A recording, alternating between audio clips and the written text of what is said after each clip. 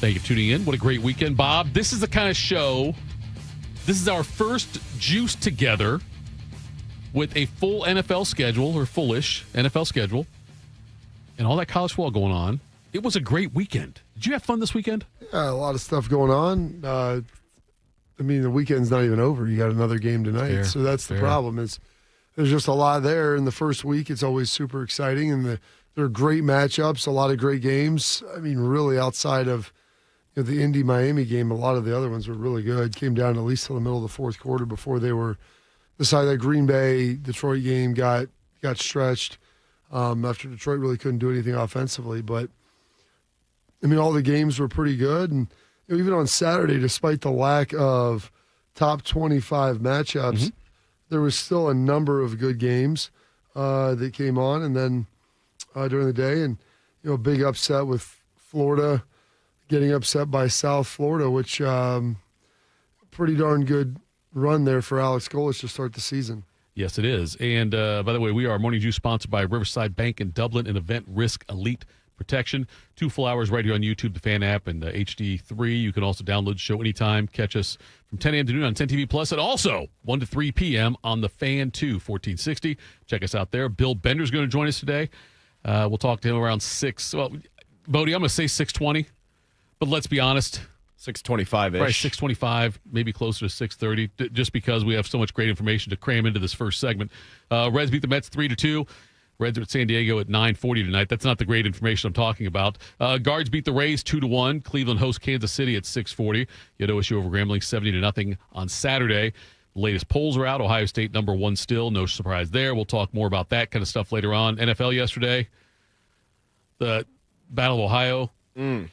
Bengals beat the Browns 17-16. Good till the last drop. Did the Bengals beat the Browns, or did the Browns? I think the Browns beat the Browns. The Bengals won the game. I think the Browns actually went 0-2 in that game.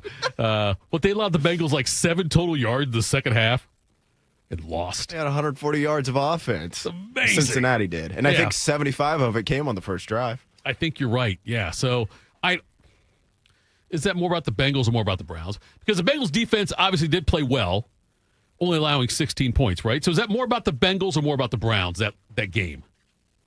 I think that was more about the Browns. God, about their inability to close it out. Can't make kicks. Right.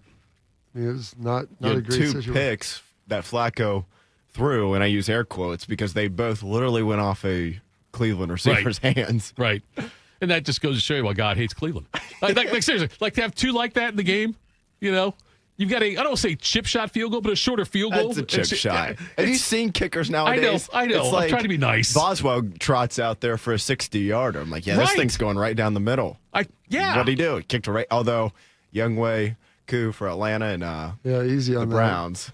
It's amazing how some guys are like, 65 yards, no big deal. Then other guys are like, hey, this could win you the game. Boswell's 72 years old. He goes out and makes a career-long field goal. Yeah. All right, Bob. You want to make us smarter? Yeah, sure. Let's do it. Time to get smarter. Morning Juice presents Today in History. Here's your professor, Bobby Carpenter. All right, General. Work your magic. Oh, it is Monday, September 8th, the 251st day of the year, 114 days remaining in this 2025. Told you we came back from the weekend. We're going to be inside of 250 days down, and in about 2 weeks we will have less than 100 days to go in the year, Thitoff. One day closer to death. That's good. Well, that's true every day, so I don't know if it's just true today or not.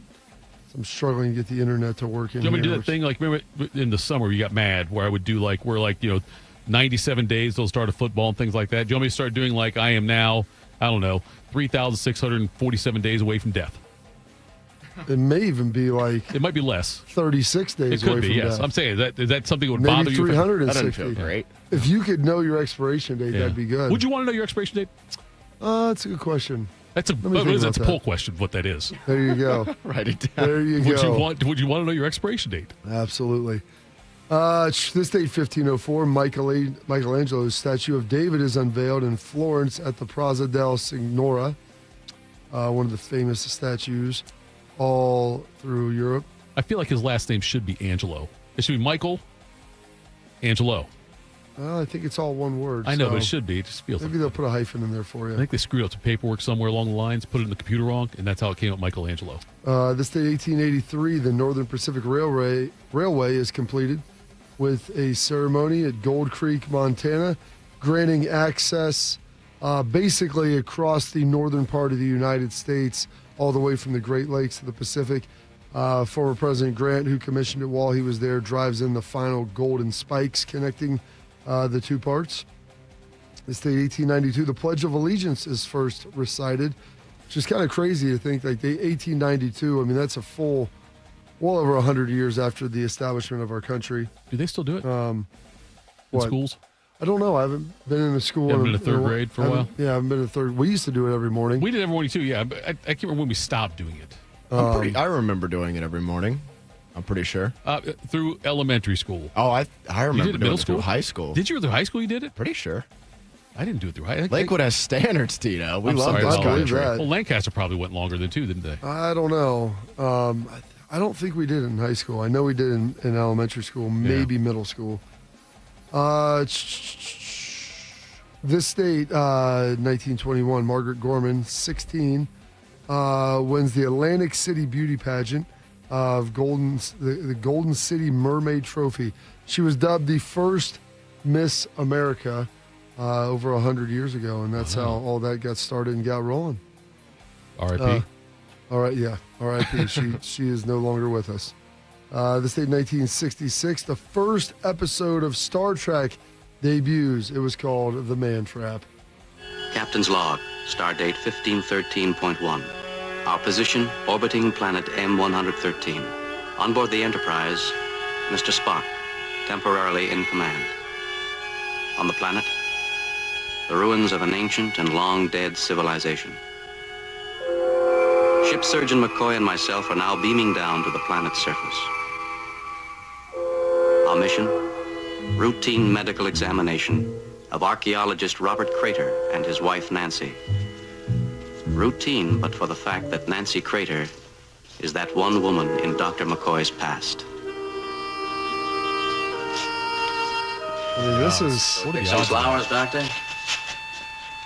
When a man visits an old girlfriend, she usually expects something like that. Another planet? Is that how you get girls to like you? By bribing them? That is amazing. William Shatner, still alive? Yes. He's He is like still alive. 90. He's up there. He's in his 90s. It's Yes. amazing he's still alive.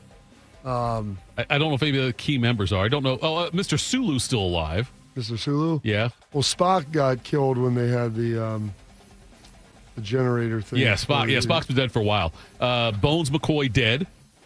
And Lieutenant Uhura dead. Scotty's dead, I think. Yeah, Scotty's got Beam me up. Beam me up, Scotty. But I think that among the main characters, I would say it's probably Captain Kirk and Mr. Sulu, the only 2 left. It's amazing that Shatner's still alive. Like, good for him being able to get that You ever done. seen his rendition of Rocket Man? Like him singing Rocket Him Man? singing Rocket Man very seriously while smoking a cigarette on live television. That sounds great. You've got to check that. That's the sound we should have gotten. Who doesn't love to smoke cigarettes on live television? This date, 1973. Hank Aaron sets a record for most home runs in a single league with 709. This date, 1974. Gerald Ford pardons Nixon for all of his, Of course. all of his contributions to the Watergate scandal. Yes, of course that was going to happen. And then on this date, 1993, Courtney Love and Kurt Cobain performed together for the first time. Probably a nice banger of a situation there. They'd have a fight on stage. Oh, they were the best. Courtney Love in The People vs. Larry Flint is one of the great characters of all time. I got to see that movie. Oh, it's really entertaining. Some birthdays today, born this date, 1932. Patsy Cline, famed country music singer. And then turning 69 today, longtime player and NBA coach, Maurice Cheeks. And then maybe most famous for his saving of the national anthem. Oh, say, can you see by the dawn's early light what so proudly we hailed at the stars like stars. Carl Lewis, get out there and help her. There we go. Highlights. I mean, this girl's like 13 years old.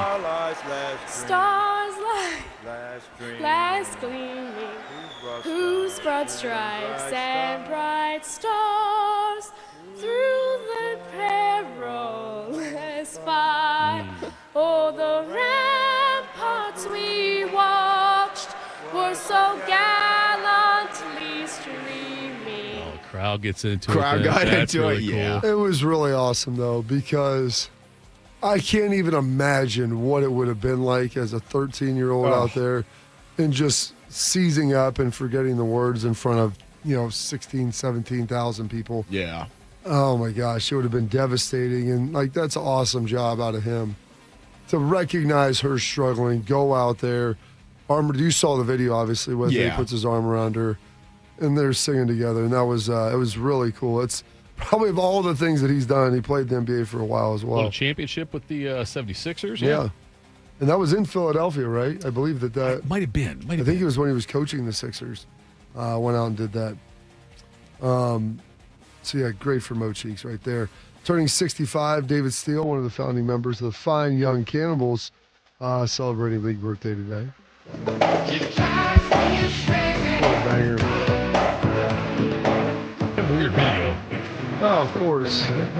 This just screams our late 80s, early 90s. So, which guy is the birthday lead singer? Do we know? It's David Steele. He is not the lead singer. Okay. Was there 3 of them in that band? I'm not sure. I'm not a big Fine Young Cannibals buff, but I know that they sing "She Drives Me Crazy." Right. Yes. Latrell Sprewell turning 55 today. This is Brian Shaw, who was his teammate back in the day, telling a story about a time Mr. Sprewell got in a disagreement, we'll call it, with his head coach.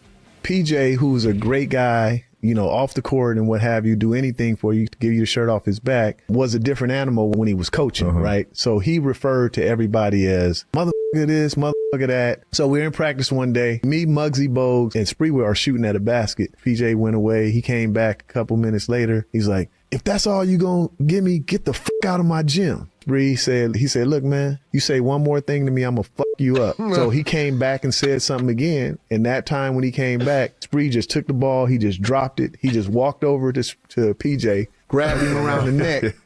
So to be honest, the other players, because of how PJ used to talk to him, was like, go ahead, choke the shit out of his ass, right? And the assistant coaches and everybody, they all ran over trying to get Spree off of him. And he was like a crazed animal at that time. So he never let go of PJ's neck. He was kicking the assistants that was trying to get him loose. They finally pried him loose. So then security came in and they kicked him out. Crazed animal. The fact that he's like, none of the players did anything. He's like, tells us something about the coach's relationship. Figured he had that coming to him, Sprewell's the one who turned down a 3-year, $21 million contract in the NBA. Got kids to feed. He said, I got a family to feed. I can't play for that. I got a family to feed. Never played again. I got a family to feed. He turned down that contract and then never played anymore. Is this like an Antonio Cromartie where it's like... No, it's not. No, he didn't have a litter of them. No, I don't think that many. But like if the fan offered you that, would you say, you know what, I don't have a family to feed, but my sister's got a cat. What was amazing is that he never got another deal. I don't think he was that his last contract? I don't know if I'm almost. I'm almost. I'll look it up. You keep going. I'll look it up. I'm almost positive. I mean, what year would that have been? $7 million a year? Yeah, this would have been in it was in the late 90s. Yeah, late 90s it would have been. Early 2000s, maybe. The fact that every time I see PJ Carlesimo on TV, all I think about is Latrell Sprewell choking him. I've never heard that. One more thing to me. I'm going to you up. All right. He gave him the warning. Man of his word, yeah. He was. I'm not going to make... You gonna make me a liar, PJ? You make me do this? 2004 is when this happened. He with was the, up there. contract. He was. I think that was with the Minnesota Timberwolves. I think Garnett had already left. Maybe. Garnett would have still been there a few more years at that point. Yeah. I was gonna say at some point Garnett left, but he was up there. They're pretty good. Turning 54 today, David Arquette, the former husband of Courtney Cox, most notably known as Dewey off of Scream, turning 54. Because of my boyish good looks, muscle mass has increased my acceptance as a Sears police officer. I need your attention now, kids. Due to the recent events that have occurred, effective immediately, all classes are suspended until further notice. The Woodsboro Police Department has issued a citywide curfew beginning at 9 o'clock tonight. Looks like we've got a serial killer on our hands. Well, serial killer's not really accurate. Gotta knock off a couple more to get that title. Well, we can hope, can't we? I mean, we certainly don't have any leads. Have you located Sydney's father yet? No, not yet. Well, he's not a suspect, is he? We haven't ruled him out as a possibility. If you'll excuse me. I'm sorry. Am I keeping you? If I may say so, Miss Weathers, you are much prettier in person. So you do watch the show? I'm 25. I was 24 for a whole year. Sprewell, by the way, 9 children. I thought it was that many. Okay, so he played one more season in 1995 for Denver, or 2005, sorry, for Denver, and was terrible. And then he was done after that. Ironically, now this is again Wikipedia. Who knows? It's funny, haha. No, not really. Not really, there, Bob. You found another coach to choke. On August 30, 2006, Milwaukee police investigated a claim by a 21-year-old female that she and Sprewell were having consensual sex aboard his yacht when Sprewell began to strangle her. Oh, that's. He ended up having his yacht that he had paid $1.5 million for, getting auctioned off for about $850,000 when he defaulted on it. Sounds pretty great. Got to feed my kids and have $1.5 million yacht. I can't. $21 million would have came in pretty handy. Would have helped. I got to believe I would pay that off. It helped a lot of it. Yes. Model Brooke Burke turning 54 as well today. And Pink, if you would have said back in the day, who would be the most relevant of all of Christina Aguilera, Britney Spears, or Pink, yeah, or even Jessica Simpson, at the age of 40, yeah, I would have said Pink in maybe a third, possibly fourth. And she was still making good music up until a handful of years ago, and I haven't heard her release anything lately. But good for her, turning 46 today.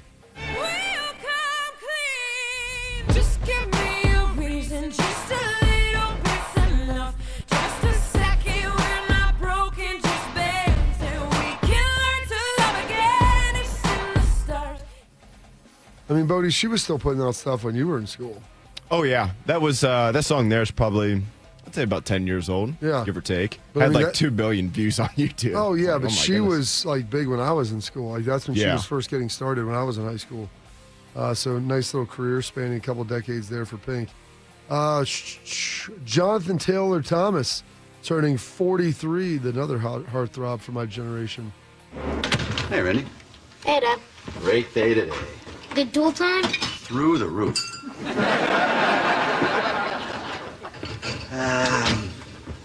How's Mom?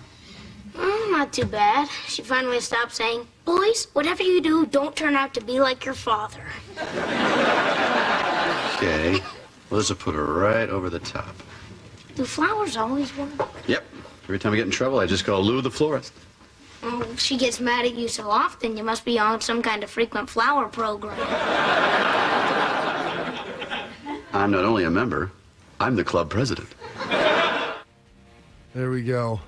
It's amazing. He's 5'5", not that short, but he didn't grow hardly at all after that. A couple of movies, and that was kind of the end of his stardom. Was he in the Tim Allen movie with when he was the Santa Claus or whatever that was? I don't think so. I don't think that was him. That wasn't was him. The kid with him? Okay. Different kid. Wiz Khalifa turning at 38 years old today. Boys. Yeah. Hold on. We done boys. We done boys. Hold on. We done boys. I think they're the boys. Noise. Hold on. I thought you'd get some black and yellow today in honor of Aaron Rodgers of Pittsburgh. Oh, that song came out, it was either 2014 or 2016, and Dallas was really good those 2 years in particular. It's a big deal. Yeah. AT&T Stadium got We some done good boys. use out of that song. Exactly. Up until the playoffs, of course. Up until... everything you can say with Dallas is always good up until the playoffs. Week 2 of January, it's like, But hey, Don't feel bad. Micah Parsons had a pretty good game yesterday. I saw. Singer Avicii, born on this date, 1989. I believe he passed away. Oh, goodness. What year was that? Gosh, 2018. It's been a minute, Mav. As well. Go ahead. So wake me up when it's all over. When I'm wiser and I'm older. All this time I was finding myself and I didn't know I was lost.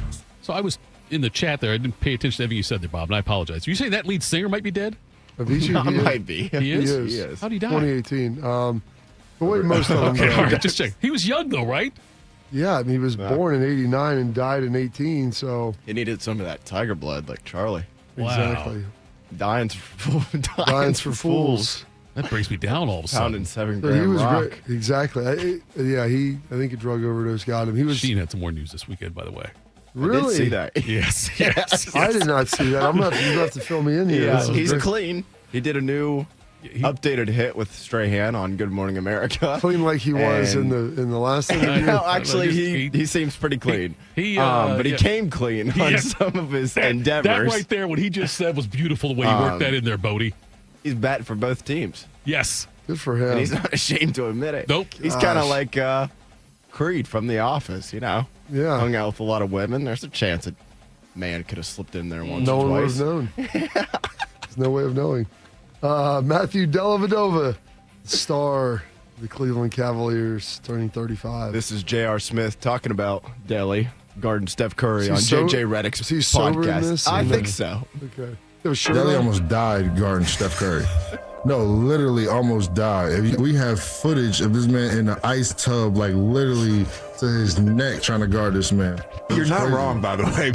I actually, randomly on my Twitter feed the other day, a Dellavedova montage video popped up from the 15 finals. And I was like, I'm going to watch this. I'm going to take the time to watch this. Man, he tried. No, he battled his ass off. What? When I Like, tell you, competed. I love, just from watching that, Dellavedova is by far one of my greatest people I like of all time. Like he literally gave everything he had, and there was no excuse. There wasn't like, oh, he just had it going. It was like, no, it's like, oh, I'm trying, or no. It wasn't none of that. He could barely talk after. That's how hard he was trying. Like that respect level to me, it goes through the roof. Delly getting after, man, helping him bring home the title against one of the best in the world. And then this state passing away 3 years ago, the longest reigning matriarch in, I believe, the British Commonwealth history, over 75 years. Queen Elizabeth passing away 3 years ago. Been a minute now. This date 2022. Some holidays, observances day. It's I'm on top of it day, which is Bodie's day every day. International Literacy Day, which is a big day for Thitoff. What was that? That means. Literacy? You know what? Hold on. What about illiterate? No, Bob, that's what's got you juiced. Don't do it now. That's what's got me juiced. Okay. All right. It is National Pardon Day, Star Trek Day as well, and World Physical Therapy Day. And those are your historical events, your birthdays, your passings, your holidays, observances for this date, September 8th, a Monday, 251st day of the year, and 114 days remaining in this 2025. Well done, as always, General. By the way, yesterday was the anniversary of when Pac got shot, I think. Oh, really? In 96. Yes. It's almost 30 years for that one. Yes, it is. All right, coming up next, we will be joined by Bill Bennett of Sporting News. This is Morning Juice on the Fan. In honor of all those we've lost to cancer and those still fighting and thriving, like basketball analyst and cancer champion Dick Vitale. I want to beat cancer. I'm going to beat it. That's no doubt in my mind. I'm going to win this battle. Defeating cancer will take all of us. Join our team to help fund game-changing research that saves lives. At the V Foundation, V is for victory over cancer. V is for victory over the odds. V is for victory over health disparities, victory over setbacks, victory over the unknown. V is for victory over giving up. Don't give up. Don't ever give up. Donate to the V Foundation to join our team and help save lives. Cancer can take away all my physical abilities. It cannot touch my mind, it cannot touch my heart, and it cannot touch my soul. 100% of donations fund game-changing cancer research. Donate now to the V Foundation at v.org. Hey there, Jane Lynch here. You want to hear something funny? Too bad. You want to hear something uplifting that will inspire you? Good. Because today, I want to talk to you about Direct Relief, a humanitarian organization that does seriously good work when it counts. Fires, hurricanes, earthquakes. When disaster strikes, Direct Relief immediately shows up with medicines, medical supplies, and everything doctors and nurses need to save lives. Let's ship her out! Every day across the United States and around the world, they're making an enormous difference. If someone needs help, Direct Relief helps. No politics, no red tape. Hey, what you doing over there? Oh, I'm packing insulin for kids with diabetes. See, every box here is literally a lifeline for someone in critical need. So check them out at directrelief.org. You might just bring a smile to someone's face. While serving in Vietnam, a grenade took my ability to see. Today, I'm a sculptor. Now, my fingers are my eyes. I'm Michael Naranjo. As a veteran, I know the challenges of life can be great. In my art, turning a lump of clay into something beautiful, that is worth doing. Life is like that. We each must use what we can to make things better. DAV helps veterans like Michael get the benefits they've earned. They help more than 1 million veterans every year in life-changing ways. Now, I show others how they can create something with their own hands. I know it can do a lot of good. With support from DAV, more veterans can shape their lives into a thing of beauty. My victory is bringing beauty into the world. Michael Naranjo, may your victories inspire many more. Support more victories for veterans. Go to DAV.org. Attack and dominate, YouTubers. You're locked into Morning Juice. It is Morning Juice. I am Tito. He is Bobby. Off running here on a Monday. And now we are joined by Bill Bennett of Sporting News. Bill, good morning. Great weekend. I'm curious. I did not, admittedly, Bill, I did not write down your preseason CFP predictions, the 12 teams you had getting in. I'm curious, though, from your list, is there anybody you think has been eliminated out of those 12? Arizona State, I think. The Big 12 was hard to pick, but that was a tough loss at Mississippi State. Kind of exposed that it's going to be tough for them without Cam Scatterbo. And that was a really good game Saturday in Starkville, but Sam Leavitt can't do it by himself. And I think the Big 12, the two teams that have really emerged, and I know it's early and they got to all play each other, but Utah looks really good with Devin Dampier. And Iowa State just keeps grinding out victories. I mean, Bobby called this last week. I mean, of course that Iowa State game was going to be under 20 points each. Yeah, we knew that. There was zero chance that they were going to crack that thing into the 40s, and always bury the under if they're going to give you something above that. Bill, as we looked around, another team that I think people kind of maybe looked of after week one, but Baylor having a huge victory over SMU and looking pretty good in the process. Yeah, some of us picked SMU in that game, and for the Mustangs to blow a 2-touchdown lead late and then miss a field goal in overtime, Sawyer Robertson really built off a strong finish last year. And, he's right there in the top 5 in passing yards per game through 2 weeks, high-volume passer, and they're probably a dangerous team. They're losing week 1 to Auburn, but, I mean, that's not looking as bad knowing that Auburn, obviously, off to a 2-0 start, and they've crept back into the top 25 with Hugh Freeze. So, I think they're also a team to watch in that conference, no doubt. It feels to me, Bill, like if you gave Ryan Day a chance to write out a script for the first 2 games, I think this is about perfect. The close win against Texas where the defense played great and they had to win a close game against a damn good Texas team and a high-pressure game, and then go out there and shut out Grambling. with, a lot of guys getting in, staying pretty clean as far as the team goes and everything they did. It's got to be just about what Ryan Day would want, I would think.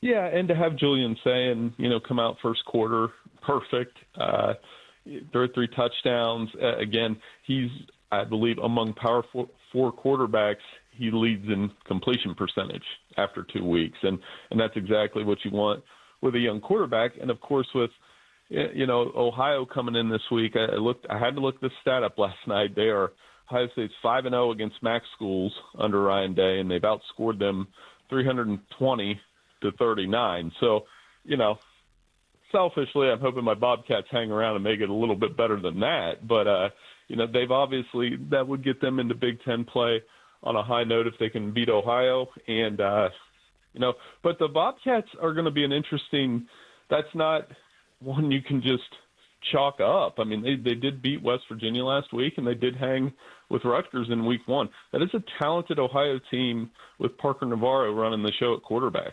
Can you explain to me, Bill, how in this NIL era where, everyone said these upsets are done and you'll never see mid-majors beat majors like that, the Ohio Bobcats, winning the MAC last year, should have probably had their team poached and purged, and ultimately could have / maybe should have beat Rutgers, and then hang on down in Athens at Peterman Stadium to beat West Virginia and running the clock out on them at the end of the game.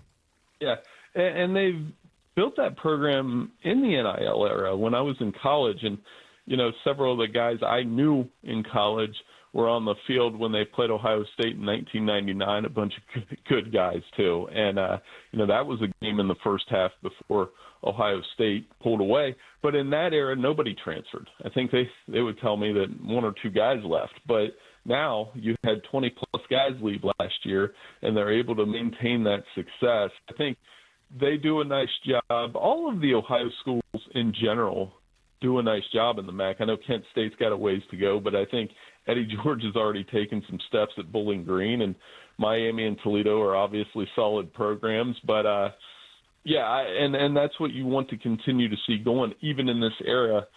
I love MAC football, and I want them to continue to have it and be competitive in this space. Bill Bender joins us here for the Sporting News on Morning Juice. Bill, I know a record 11 teams from the SEC were in the top 25 this week in the new polls that came out.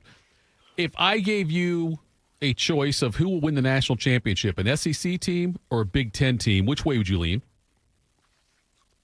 Oh, my gosh, I had to take a long pause there. I'm thinking of who the team that can actually win it. You know what? I would probably take the Big Ten. I'm not pandering because I'm getting 3 top 5 schools and 3 schools that I really think can win it. Ohio State, I believe Penn State could win it coming off semifinal appearance. And, I mean, I watched what Oregon did to Oklahoma State, and that was brutal.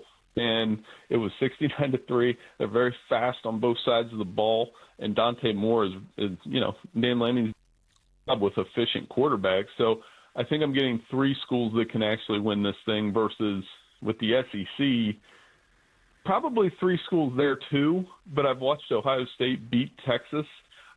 Georgia, I have some question marks about. I mean, I think they're very good and capable, obviously, but they kind of sleptwalk through Austin Peay this week. And then LSU, I mean, Brian Kelly would have to go out and do it at that point with that squad. So, yes, they have more ranked teams, and they should. They're 8-2 in games against other Power 4 schools. So they are off to a good start. You have to recognize that, but I think it's still pretty even between the actual national title contenders. It's interesting when we're talking about the playoff here. With South Florida now, after their huge victory in the Swamp over the weekend and then beating, I mean, you could argue that South Florida has the 2 best victories of anybody in college football. I mean, are they your group of 5 odds-on favorite now to make it? Well, yeah, and even if they lose to Miami this weekend, the strength of schedule is off the charts. And there's a couple schools there. I mean, UNLV did beat UCLA with Dan Mullen, and they're off to a good start. The American Conference race between Navy, Tulane, and South Florida is going to be very real. So, but, I mean, Alex Golesh, what a start. I mean, to beat Florida and then have a chance to go out and beat Miami, what a September it is for them, because Florida literally went from one of those teams. I don't know if I had them in the playoff to start, but I had them close. And for them to, they're right back where they started last year with Billy Napier. We had these same articles coming out with him being on the hot seat, and to lose that game against the Bulls at home and then have to turn around and go to LSU, that puts Florida in a tough spot. God, their schedule is brutal now. It's going out. I looked at it. I don't know if Napier makes it through the year with how many losses they're going to pile up there. You mentioned Ohio State, Penn State, and Oregon, 3 teams in the top 5. Is Illinois clearly the 4th best team in the Big Ten? I was very impressed with them. That was a low spread, a trap kind of atmosphere against Darian Mensa and Duke, and they just, in the fourth quarter, when it was time to close, 17 unanswered points. I do think, they're going to play Indiana here in a couple weeks, and that's a huge game to find out who that other Big Ten team is. I think Michigan's got room to grow around Bryce Underwood. They found out that there's a learning curve there against a very good Oklahoma team with who I bet – I haven't looked, Tito, but yeah. I bet you John Mateer will be right there with the Heisman favorites because he's going to put up rushing and passing yards. So the guys that have that combination and get up around 1,000 rushing yards have a good chance to win it. But to answer your question, yes, I think Illinois right now, they deserve where they are ranked. They've got a ton of experience. Luke Altmaier's playing well, and Brett Bielema might have something there. Mateer's got 662 passing yards and 4 touchdown passes, 2 picks. He also leads the team in rushing with 98 rushing yards and 3 touchdowns there. Not bad. And I think he's right there with the total offense leaders, and he does have a little bit of Baker in him, the way he plays. And they looked good on the defensive side of the ball, and that's an Oklahoma team that on the outskirts of the top 10. And that's the thing with the SEC. All these teams are going to have to play each other. But, they got a lot of good contenders there. It's funny, Bill. I was talking to Holly Rowe on XM Saturday morning. She was out there obviously doing that game, and she made the Baker comparison. She described Mateer as both like a young Baker Mayfield, but both thick and jacked. I said it's a great compliment that any college dude would probably like to have.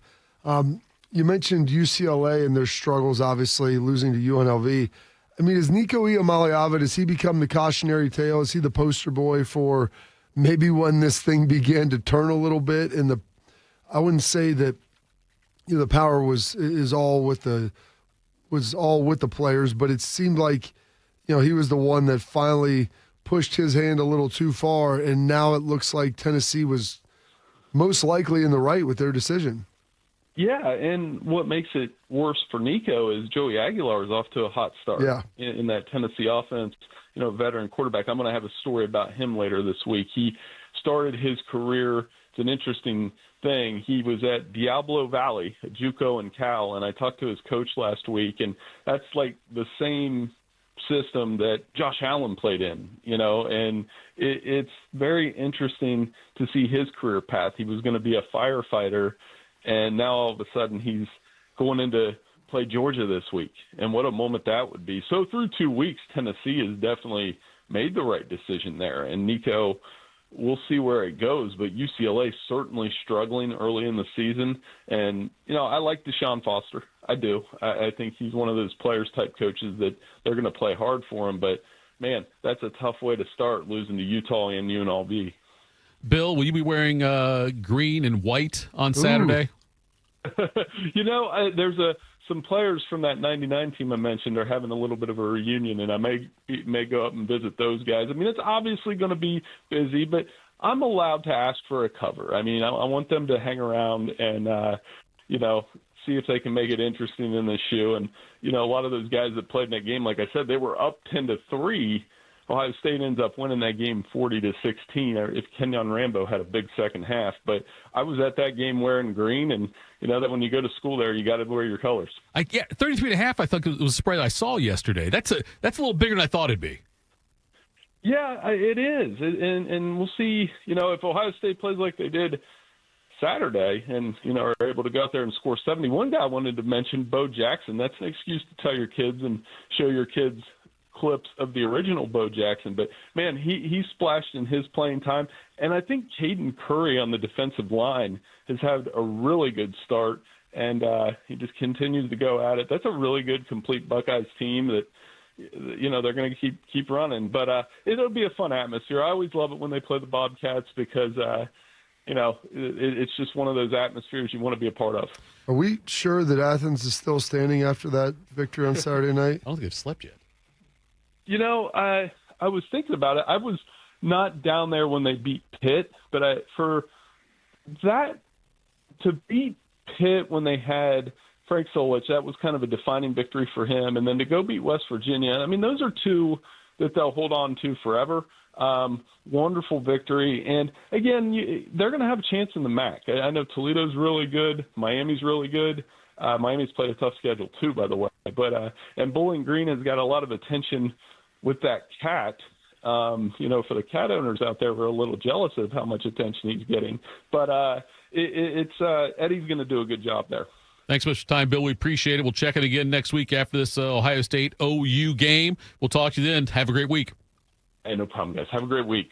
That was Bill Bennett of Sporting News joining us there. Coming up next, Quick Hitters, Morning Juice. Wow, that nagging joint pain. You know the one. Sometimes it's from maybe years of hard work. Sometimes it's just an old injury that never healed right. I know I've got plenty of those. Either way, it's been calling the shots in your life for far too long. But that stops right now. Hey, Bobby Carpenter here, and QC Kinetics is here in Columbus to flip the script. Dr. Wolkoff and his team are going to use regenerative medicine, just like I got, advanced cellular treatments that will help your body heal itself. It's going to restore the damaged tissues. It's not a cover-up for it. It's not pills. It's not scalpels. It's long-term lasting relief. So you don't have to operate your life around the pain anymore. QC Kinetics, no surgery, no drugs, no downtime. Just smarter and natural ways to heal your body. Make sure you bring your MRI, bring your x-rays. They'll tell you if you're a good candidate. The consultation is free. So just call QC Kinetics at 380-208-4544. That's 380-208-4544. Or visit them at qckinetics.com/Columbus. I'm Shanola Hampton. Every day, millions of people face hunger. Today, I will share with you some of their experiences. I'm stuck between paying for medications or paying for food. John from Maine. After paying my bills, I can buy groceries. It's sad to say, food comes last.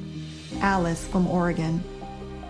I thought pantries were for less fortunate people, but anybody could be less fortunate in a day or even a second. Claire from Virginia. The Feeding America network of food banks helps provide over 6 billion meals to people in need each year. No one should have to worry where their next meal will come from. Together, we can end hunger. Learn more at feedingamerica.org.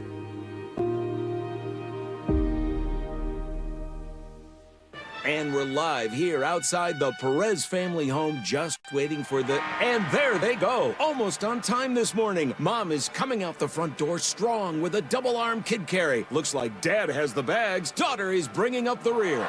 Oh, but the diaper bag wasn't closed. Diapers and toys are everywhere. Ooh, but Mom has just nailed the perfect car seat buckle for the toddler. And now the eldest daughter, who looks to be about 9 or 10, has secured herself in the booster seat. Dad zips the bag closed, and they're off. But looks like Mom doesn't realize her coffee cup is still on the roof of the car. And there it goes. Oh, that's a shame. That mug was a fam favorite. Don't sweat the small stuff. Just nail the big stuff. Like making sure your kids are buckled correctly in the right seat for their age and size. Learn more at nhtsa.gov/the right seat. Visit nhtsa.gov/the right seat. Brought to you by NHTSA and the Ad Council. One man is a national champion, NFL veteran, and local business leader. The other man is Tito. This is Morning Juice. Sponsored by Riverside Bank of Dublin. Here's Bobby and Tito. I'll tell you, it is absolutely amazing.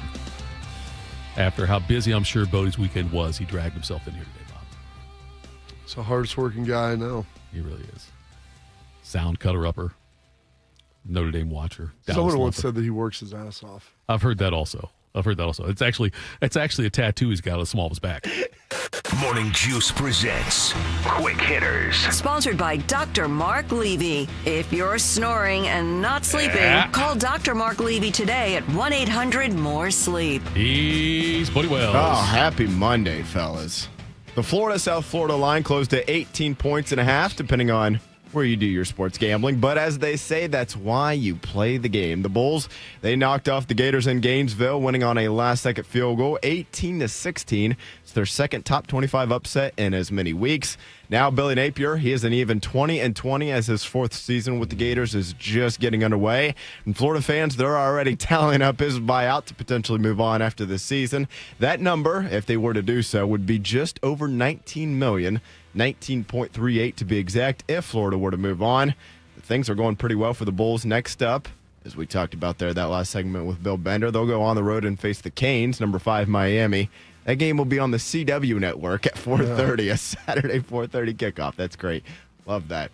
But nevertheless, guys, Florida, Billy Napier, things are not going well for him, and things have not been going very well for that program ever since Urban Meyer walked out the door about 15 years ago, Bob. Yeah, they've been trying to find their way. Billy Napier righted the ship at the end of last season. It would have been nice for them to get that win. And I was cheering for my guy, Alex Golish, Dublin Kaufman native, or alum, Russian native, but grew up in the great state of Ohio and alumnus of Ohio State. So I'm super proud of Alex and everything he's achieved. I tell people he was a defensive line assistant student coach when he was here. He was a guy that set up the bags and set up drills. And just an awesome human being. Couldn't be happier for him with all of the success that he had. They've got Miami coming up this week, which will be another tall task. Oh, yeah, they do. At Miami, that's going to be huge. Well, what do you think? Miami's going to South Florida? I mean, they could. Oh, you just went to. I know. West Virginia went to OU. They did. I mean, that could be the case. When is Ohio State's return trip to Grambling State? Is that? Gotta check on that one. Next I think year? that might be down the road a little bit. Yeah, down the way, if you will. It'll be in April. Billy Napier, though, to say he's back on the hot seat, man, they never really took him off the stove. They just had him on one of the they had him on a simmer over here on the right and then moved him back over to the high volume. Bob, their schedule. Florida's, every team they play is ranked. Okay, at LSU this week in a primetime game. I bet ABC's really happy about that. At Miami, host Texas. They're going to buy between those two. At least. You're right. Between the Canes and Texas. Right. At A&M, host Mississippi State, at Georgia after a bye week. My contention is... I put Mississippi State in as a win, but then after them just beating Arizona State, I don't know. And then if you keep going, yeah, Tito, they got the game against Georgia there. They are at Kentucky, at Ole Miss, host Tennessee, at Florida State. Now, my contention is... That's 5 top 10 teams and then 3 more in the top 15, 16, 17. After the Mississippi State game, they have a bye week before they take on Georgia. I think that's the week Napier's gone. If they win that, you're okay. If they just have 2 wins at that point, Bob? Because I can't see them beating LSU, Miami, Texas, or A&M. Coach, I couldn't see them beating Ole Miss last year. Yeah. And never underestimate the power of some of these teams to give away games. By the way, Caleb DeBoer's going to be very happy that a certain woman in Alabama did not win the Powerball. That was amazing. Did you see this? I did not see that. What would you first $70 million I'd do? I'd take and buy out so we can get rid of that Caleb DeBoer, and then I'd give whatever we needed to get rid of that AD afterwards. Yeah, I'm like, he can go too. It was amazing. I was like, wow, there's not even a thought. It wasn't like, hell no. After I buy a boat and a new house. No, first $70 million to buy out Kalen DeBoer. And then whatever I need after that to get rid of that AD you win too. $400 million, $70 million's nothing. Change. Yeah, you know what's bad? And Andy Staples, when they started breaking this down of how these buyouts are structured. And Mark Stoops has the best one. All $32 million of his is due 60 days after firing. Oh, is it really? Yeah. Oh, good for him. Whereas not Billy Napier, Kalen DeBoer's is $70 million. Right. But 20% of it is due within the first year, and then everything else after that is paid out on a monthly basis till 2032.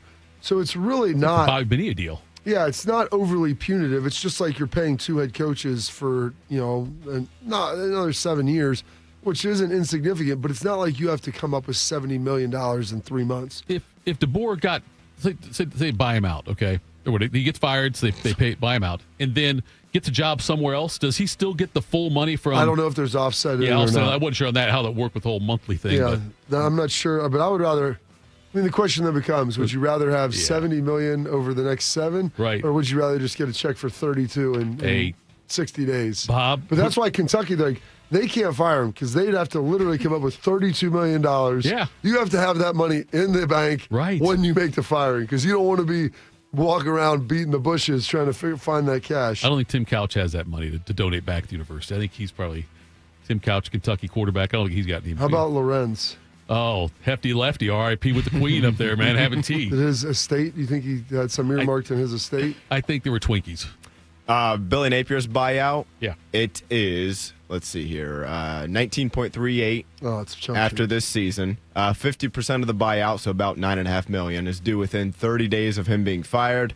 The rest would be paid out in equal payments, equal installments, every July through 2028. There's no offset for the buyout if Napier gets another job. But that's not crazy, though. Not really, It's no. basically $10 million now and then $3 million a year for the next 3 years. Is Florida a school? I feel like sometimes we They've talk. got cash. Okay. Of all the Florida schools, they're the one. Okay. Yeah. They're the one. Like Florida State does not have crazy boosters. And Florida Miami doesn't? Miami has some, but they're just not a big school. Yeah. They got Nevin Shapiro. Yes. That's right. But the thing is, Miami, you have to understand, they're a school of 5,000, 6,000 people, so they don't have Oh, are they really? I didn't know that. it's a small private school. Where you look at Florida's got 30,000. It's it's the best academic school in the state of Florida. They've got kind of the most juice for everybody. Okay. I get that ding over here. Every time Bobby says juice, I got to play the ding. Go ahead. Next up, guys, the biggest game of the weekend, at least heading into it, and probably sort of lived up to the hype, and it was the only top 25 matchup of the weekend. Number 15, Michigan, went on the road to face number 18, Oklahoma, in Norman. The Wolverines, they had another lackluster offensive performance as they fell to the Sooners 24-13. That's not what I heard. That's not what I was hearing in the pregame, though, Bodie. On the big noon, Mr. Portnoy, he was describing some sort of Ferrari that, that's going to be Underwood. They won't be able to stop him. Ferrari in the middle of the ocean, or maybe. Oklahoma, they had 2 turnovers. Even despite that, though, they really dominated the stat sheet in this one. 9 of 17 on third down versus Michigan, who went 3 of 14, 408 yards versus 288. What else we got here? Bryce Underwood, he went 9 of 24 for 142 yards. I watched 95% of that game. It's his second start. I'm not ready to bury the kid, but he didn't play very well. Frankly, they got 1 touchdown, and look, every touchdown counts, but a 75-yard score coming out of the half, and then otherwise, they had 288 yards, so if you hypothetically wipe that away. 175, 180 not great. Nevertheless here, guys, as we, like I mentioned there, Bryce Underwood, the 5-star phenom, or at least supposed to be a phenom, struggled on the day, 9 of 24, 142 yards, no scores. Tito, this offense, after being just dog crap last year. Fortunately for them, they do not play the Florida schedule. Right. They got plenty of time to try to ramp up, but over the next few weeks here, home against Central Michigan, but then they go to Nebraska, bye week, home against Wisconsin, to USC. If your offense is going to be that bad, every game can be a struggle. It certainly can, yeah. And Oklahoma's a good team. I don't know how good Oklahoma is, but they're a good team. And you're playing in Norman at night, freshman making a second start. They needed that win. Oklahoma needed to win that game. Yeah. I don't know if it was Oklahoma as much as it was Venables. Brent Venables. Yeah. He needed that win. Yeah. Not as much as Billy Napier needs one coming up. It was tough. That was a big signature win. Here's the thing that I was surprised about Bryce Underwood is everybody told me how athletic he was, and he looks like he can run. I saw some juice out of him that often. But I was surprised that he didn't pull it down and run more. He escaped the pocket, and I understand, look down the field, try to make plays. But there were some times dude, you could pull it down and get 7 or 8 yards and get out of bounds and keep your team on schedule, and he didn't do it. And so I don't know. I was just kind of surprised that when they're going to give you free yards, he wasn't taking them when they were obviously struggling on offense. Yeah, that offense was putrid. It was hard to watch. It was, I know, look, it shouldn't come into play, but they did pay that guy a hell of a lot of money. They must have a real belief in him, and I know it matters now. It does. It Yes, does. I know. 10 it years does. ago, you could have said that, and it would have sounded ridiculous, but it matters. Right. Well, it mattered back in the SEC 10 years ago. You could have said it too. Yeah. But it's bad look for Michigan, and I before the game started, I can't remember who I was talking to, but I asked, would you rather have Moore as your head coach or James Franklin? I'm going to tell you this. Gosh, that's a tough one. Do I always want to live in the nicest neighborhood but never be the richest one there? Right. I mean, or live in a trailer park. Well, I think Sharon Moore, but maybe win the nicest maybe win the lottery. Right. That's where Sharon Moore, I feel like he may have a higher overall upside, but there's also a lot of downside in there that you're not sure about. You know what James Franklin is. Yes. He can build you a good program. You're always going to be good. You're going to have a lot of NFL players. Are you ever going to be the best? Maybe. It's like Jim Boeheim there. When you get in a bad spot, is he going to do some craziness? Right. Possibly. Son being great. But, I mean, is he openly going to say, well, we're not to Ohio State's level yet? Making those comments. But I say that because they're not bad. They win all the games they're supposed to. They do. Just don't win any of the games that they. That's right. They could, but and we don't know what more is yet. You know what I mean? That's my point. There's an a unknown lot there. So would you if I'm not saying Ohio State, but say I don't say Notre Dame either. Someone once told me that 1 in the car is worth 2 in the bar. Okay. So you tell me which one you'd rather be. Don't make me do it, Bob. I mean, I wouldn't be shocked if we looked up a couple months from now and it's like, oh, Michigan's 9-2. But what if they were 4-5? They could be that too. Could be 4-5. Yeah. So we could look at where James Franklin is going to be lose to Oregon and lose to Ohio State. Yeah, and Oregon that game all of a sudden. Look, it's Oklahoma State. My Gundy, man, he wasn't talking about NIL he's dollars. A boy. He's 58. He was just warning everybody what was about to come. And who knows? Oregon, they beat, I think it was Montana State last week, and then a bad Oklahoma State team. But they at least look better than maybe you would have thought. That looked like a game where it's like Penn State, they could get them in that one. And now it's like, well, maybe they can. I don't know. I hope James Franklin comes out game week that week and talks about how I can't compete with Oregon. Look how much money they have bringing. They've got Nike money. I'm sitting there with I can't. We can't do it. I don't. It's just we got Sheets money. Yes, that's what we got. Sheets money. That's right. Just real quick here on the Sooners schedule. So they got that big win against Michigan. Next 3 weeks, not terrible. At Temple, home against number 24 Auburn, home against Kent State. But then it's number 7 Texas, at number 11 South Carolina, home 17 Ole Miss, at number 15 Tennessee, at number 19 Alabama, home number 25 Missouri, and then home against number 3 LSU. Rankings, of course, Kansas was subject to change. They had a chance to pick off Mizzou. Yeah, it was tight. Mizzou ended up pulling away. Yeah, winning by a couple 2, of those teams could fall out, but I mean, that's even if a couple do, you're still playing 4 or 5 ranked teams, and that's a big year for Venables. All right, to kick off hour number 2, we'll do a much deeper dive into the OSU Grambling game. We'll do that next. Morning Juice. Hey, it's Bobby Carpenter, and football season is here at Columbus, and Germain Toyota of Columbus has the winning plays. Drive home a brand new 2025 Tacoma SR5, just $269 a month for 36 months, 10,000 miles a year. Or power up with the Tundra, now just 1.75 APR for 72 months. Don't wait. These deals, they won't last long. Stop by Germain Toyota on the corner of I-70 and Bryce Road, or shop anytime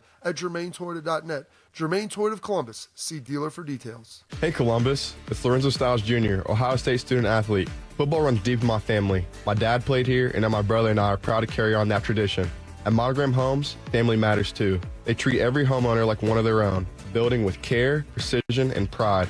Monogram doesn't just build houses, they build homes, crafted just for you. So whether you're starting your first home or designing your dream space, Monogram Homes has got your back every step of the way. Visit monogramhomes.net to start building today. Monogram Homes, a builder you can trust. We asked parents who adopted teens to share their journey. Nathan has taught me to embrace the moment. Age-wise, I'm in my late 60s. I'm old enough to be his grandfather. Will he be embarrassed to acknowledge me as his dad? I think the most important thing we can do is let them know that they're safe, that they're valued and cared for and loved, and that they're important. I knew I wanted to be adopted by him because of how he taught me to be the person who I am today.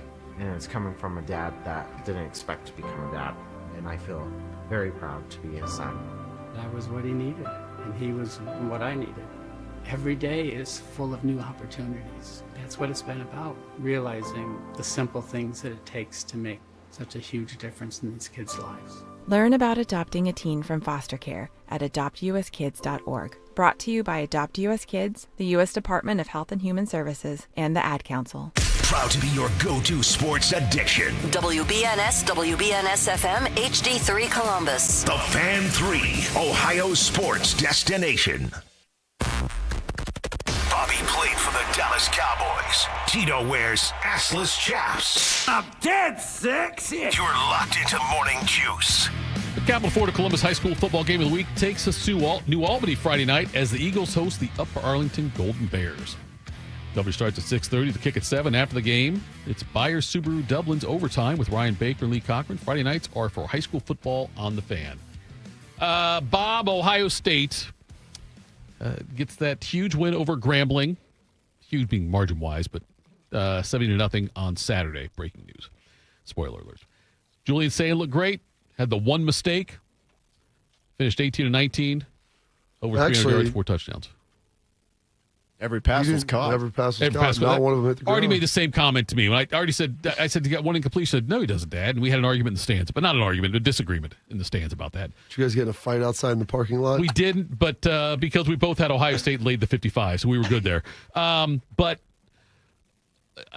defensively, Bob, and I know you're always free. You have no problem telling me when I'm wrong. But I feel like it is a huge difference between 70-0 and 70-3. 3 points. But no, it's 3 points, but it's more than that. Anytime you pitch a shutout shutouts matter. in college football now, and especially when Ohio State's obviously got their, fourth string guys out there, whatever, and still being able, Grambling State really doesn't want to get shut out.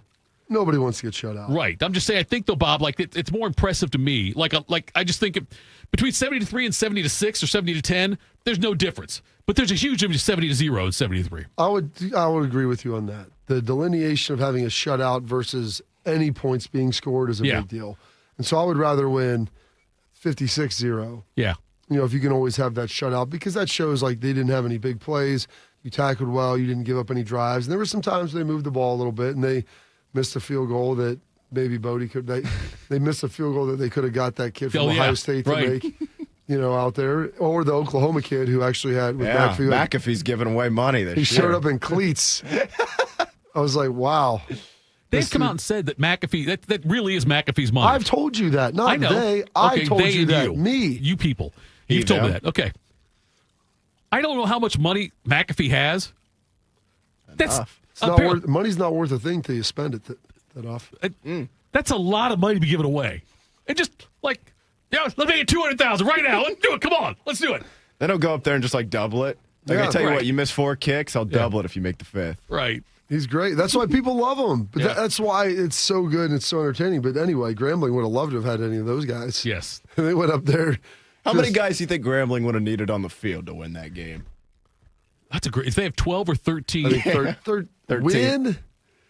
How about making a 4-quarter game? I think 13. Every play, 13 versus 11. Yeah, I think. You think they'd be better off with 2 more, or if Ohio State had 2 less?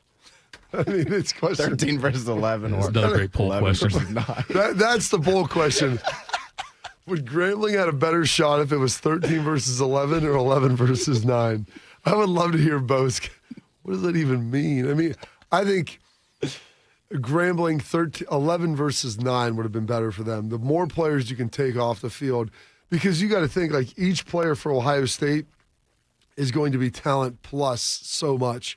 So the more guys you can get off the field for Ohio State, the better it is. True. You don't want more out there. Because they could have put 2 on Smith. And I don't know if it still would have mattered. What would be the math on that? 11 versus 10, which is probably still favorable to Ohio State. Yes. And so they're talking about the Bo Jackson stuff, and Bo played well. But also with that, the 1 touchdown run on the power, he cuts back. I'm like, I think I could have got through there. Okay, yeah. I a think I huge could hole have there, done Bob. that. Okay, a huge hole. And so you He can't had to find it. He had the vision. You still have to be looking. You still have to see it before you can do it. There's been guys that have played at Ohio State that would not have seen that cut. Jeremiah Smith ended with 5 for 119 and 2 touchdowns. Nice to see him get on track. But it was one catch for 1,000 yards, basically. Yes, that's what it was. And Bob, did you, in a game like this, did you learn anything about Ohio State?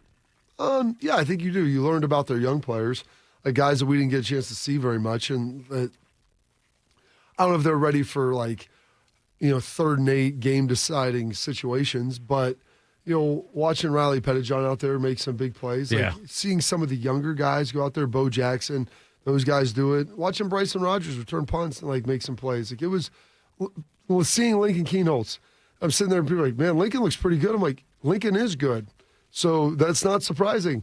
When you're playing Grambling, he's going to look about the same as Julian saying. I think that you might be, Bob, like the driver on the hype train for Lincoln Keenholz. I mean that it's not a negative thing. I just watched them both play. I'm not saying all, Bob. I'm saying that because you were saying things about him in the preseason that I had not heard before, and it's true. He looked great out there. He really did. His QBR was higher than the Saints. I mean, he dropped back. He threw the ball to the open guys. There's a lot of open guys, which helps. Sure. But he also got the ball out of his hand. He threw it with accuracy, threw with rhythm. I mean, he looked good. And that's his first real playing time as well. It's you learn stuff about him. I thought the second-team offensive line that was blocking for Bo Jackson looked really good. Yeah. Those guys came in, and they were opening holes, and they looked coherent. This is the most depth Ohio State's had on the offensive line in quite some time. And so that second unit looked really good. Everybody that they were rolling in there looked good, and they looked crisp. It shows that they were focused. There wasn't lapses in discipline and all that other stuff. So, yeah, I did learn some things. Now, did I learn that, hey, are they capable of going out there and, beating LSU right now or beating Miami, in back-to-back weeks? I don't know if anybody can discern that. They played Texas, and you were able to take a lot from that and glean a lot of information there. But this was just more coming into this week. Do you have a team that's mature enough to treat this game how it needed to be treated? With the understanding of, hey, we're working on some other things, we're doing this and that. We're better than them. Yeah, we can win no matter what. But can we win the way that we are expected to win and not have a dip or let off the gas? And they showed that. Yeah, they absolutely showed that it was start to finish. You're right, the consistency of it throughout the game and the depth on the offensive line. I think last year's offensive line was pretty damn deep, but we didn't know it was deep until we had to use the depth. Yeah. You know what I mean? I think this one you can see the depth on the front end of it. Yeah. It's not, you don't have to suffer a couple of catastrophic injuries for us to find out how deep they are. We have the confidence, I think, in this team that their offensive line is already pretty deep. And the defensively, you could tell, not that we expect anything different, but you could just tell that Grambling State had no chance. Why do we call them Grambling State? Can we just call them Grambling? I'm the one who's doing, I know, but they were always Grambling just when I was growing up. That's where Doug Williams went to Grambling. They went to church it up. Yeah, there we go. Joe Dierte. Mm-hmm. I think that Ohio State just completely I was never worried about Grambling doing anything in that game from the start. Oh, it was essentially a showcase. Yeah. Had a little bit of a Harlem Globetrotters feel to it. And that's fine. That's how it should have felt. And that's how it should have looked. And so they did a good job, like I said, scoring the first 4 drives and then start getting other players in, and that's what they did. And part of it is defensively, don't be giving up drives. They gave up a little bit here and there. Right. I mean, Grambling could have made that field goal, but other than that, I thought they did a very good job. The one bad pass was Sand in the end zone that resulted in the interception. And then I think you could have charged Tavion St. Clair with assault after that one play where he led Bell out. Was it Bell who was out there, the receiver? Yeah. And got absolutely clobbered. Thankfully, Bell popped right up, but that was a huge hit there, You Bob. also got to see Tavion St. Clair. That was something else that was fun. Yeah, I enjoyed seeing that as well. A big win for Ohio State, impressive win for Ohio State. And it's like I said, I think this is, I told Bender this, I think that this is about the perfect start for Ohio State. The win against Texas, this win where they looked, they absolutely took care of business, and now a slightly more impressive team in Ohio University. I shouldn't say slightly. A more daunting task against Ohio University this week. Ohio University's good, man. 33.5. I was amazed it was that high. I remember I talked. I thought 17, 20. 21 is what I thought it would be. I mean, this wasn't a one-off. I mean, they could have / should have beat Rutgers. So what is that line going to look like? The same as this? Right, yeah. I mean, that's what I'm guessing. So Parker Navarro can make some plays, man. Their quarterback, this will be a challenge for him. Yeah, and OU, you got kids on that team who growing up wanted to play in the horseshoe. Yeah. This is their shot. This is their shot to do it. In the polls that came out, we'll focus on the AP poll. It was Ohio State getting 57 of the 65 first place votes. Ohio State followed by Penn State, then LSU, Oregon, Miami.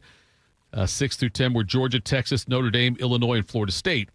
We moved up. We didn't even play. I was going to say that, Bodie. I talked earlier. I made the joke that God hates the Cleveland Browns. God loves Notre Dame. You cannot play and still make a jump in the standings. Shout out to Who Troy. did they move up? Clemson fell. Oh, yeah, because Troy. Yeah. Clemson fell, yes. Almost losing to Troy. I mean, they came back and won, so I give them credit for that. But yeah, I mean, they shut them out. They were down 16-0. They outscored them 27-zip from there. But for a team that a lot of people was like, Dabo's back. Here's their chance to kind of get back on top of the mountain. The first 2 weeks haven't gone very well. Out of those 10 teams, I mean, Illinois at 9. I shouldn't say I'm surprised because I thought Illinois would be really good this year, but the one over Duke was not insignificant. No, it wasn't. No, Yeah. they were 2.5-point favorite on the road. And 2.5. they pulled away in the second half. Yeah. They imposed their will. It was tight in the first, and Duke was getting some pressure. I think they had 3 sacks or something in the first half. Looked good. And then the second half, man, they did what Brett Bielema did, man. They put the pedal down and went and got them. And the fact that Florida State is now a 10th ranked team based on the way last season went for them, very surprising for me on that one. They lost 10 games last year. Right, I know they lost 10 games, and right now they're 10th in the country. I want to play some sound here, Bodie, from Ryan Day. All right. He is talking about this Coach Day after the game, his improvements from last week. The issues are always going to be there. Just a matter of identifying what they are. There's no secret this was not a matchup game, and I got a lot of respect for Coach, and I thought their team played hard in this game. They were outmatched, talent-wise for sure, and I think he expressed that. But I give them a lot of respect for playing hard and playing for 4 quarters all the way to the end. And so a lot of credit to how hard they played. But I thought early in the game it was good to get the ball pushed down the field. I thought Julian really had some accurate throws. The ball came out on time. The spacing and timing was good. The protection was good. Good to see the defense get some turnovers because that was an emphasis point for us to attack the ball. So we'll take a look at the film, and we've still got a lot of work to do. We're in a race to get better, and that's it. So, but I do think coming out of it, there was a lot of good things coming off of last week. Just, it was heavy, big groupings and running and huddling. This was a little bit more spread out and tempo, which it's good to know that we can do both. A lot of ums in that clip there. Oh, you're trying to think and figure out exactly how to... No criticism of Ryan Day on that comment. I say all the time, too. Yeah. A lot of times you cut them out, though, I've heard, when you're I try. doing some sound. Especially, can you play just the first 2 seconds again? Sure, I can play. Here we go. The issues are always going to be there.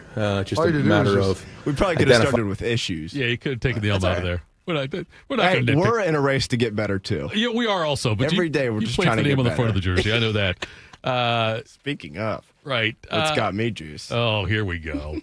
So, Bobby, yes, the fact that he's talking about that, I'm so damn looking forward to watching how Julian Sayin does in his first road start at the end of the month. I was showing my kids on the way into the game. It's like, what's the next hard game for Ohio State? I'm like, well, Washington's The gonna next be one. The next Yeah, one. right. The one right in front of Boring us. game's always the next one.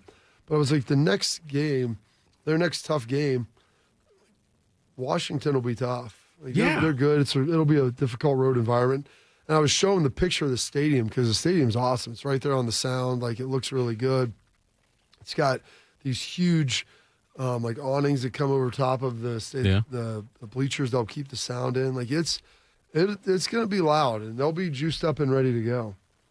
Here is Ryan Day evaluating the running backs. I thought that everyone was running hard, but what we want to see is guys breaking tackles and then creating explosive runs. And I think there were some in there. I think there's some other ones that maybe we can look at to say, okay, how can we do this a little bit better? How can we break some of these tackles as we're getting to the second level? But when you're a running back, you're not tackled a whole bunch in preseason. So CJ's probably the most experienced out of the group. Well, he is. And then James, hasn't run a ton in a game, and Bo and Isaiah certainly haven't in college games. So it's going to be great to get on this film and use this as a learning experience. Yeah, the Bo Jackson one is. You brought it up, Bobby, and it's true. There were some significant holes for him to go through on that one, but just getting him game experience, regardless of who it's against, is a big deal. I gotta believe. Game reps. Yeah, him going out there and playing, like Ryan was saying, getting tackled to the ground. Like, you don't do a ton of live tackling in practice just for injury prevention. Right. And so getting used to running through those tackles and getting back into the flow of that when you're not playing, like, that's a big deal. I think this Illinois has been in the top 10 for a long. I can't remember what the exact number was, but it's been a long time. Yeah, I saw that too. Juice Williams was there.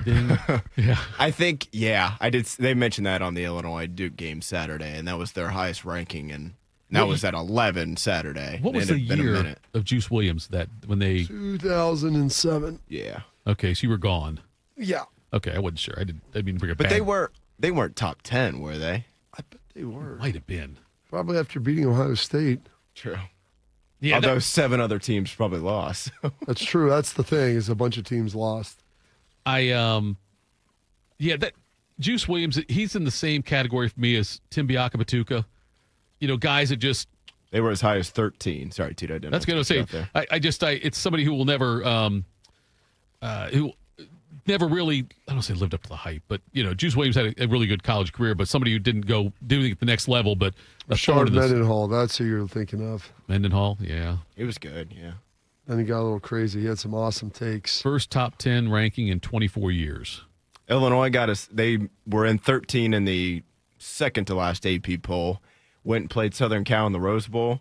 Got smoked. 49-17. Yeah, I knew that. In 2001, Illinois was number 7 after winning the Big Ten championship. I don't remember that. Me neither. 2001? Yeah. That was the year that if Ohio State, they played them the last home game of the season. Oh, that's where they started Scott McMullen, and then they started Krenzel the next week after Belisari got his DUI. I was at that game. Oh, you were? Yeah. On the sideline down there as a visit? Well, it was a visit. But you start out on the sideline, you watch it from up top. If Ohio State won that, they would have had a chance to win it. Assuming they would have beat Michigan like they did, they would have won a share of the Big Ten championship. But that was your Illinois split it with Northwestern, I think, and someone else. And then who went to the did Illinois play that year in the Rose Bowl then, or? I'm not sure. I don't know about that one. That's interesting. Or that might have been Northwestern. I don't know that one. Anyway, but good for Illinois, though. They're relevant. Burt Bielema, whatever you call him. I think Hines would call him Burt Bielema. And the Fighting Illini, and that'll be that's another tough one for Ohio State too in Champaign. 2001 Rose Bowl. Yeah.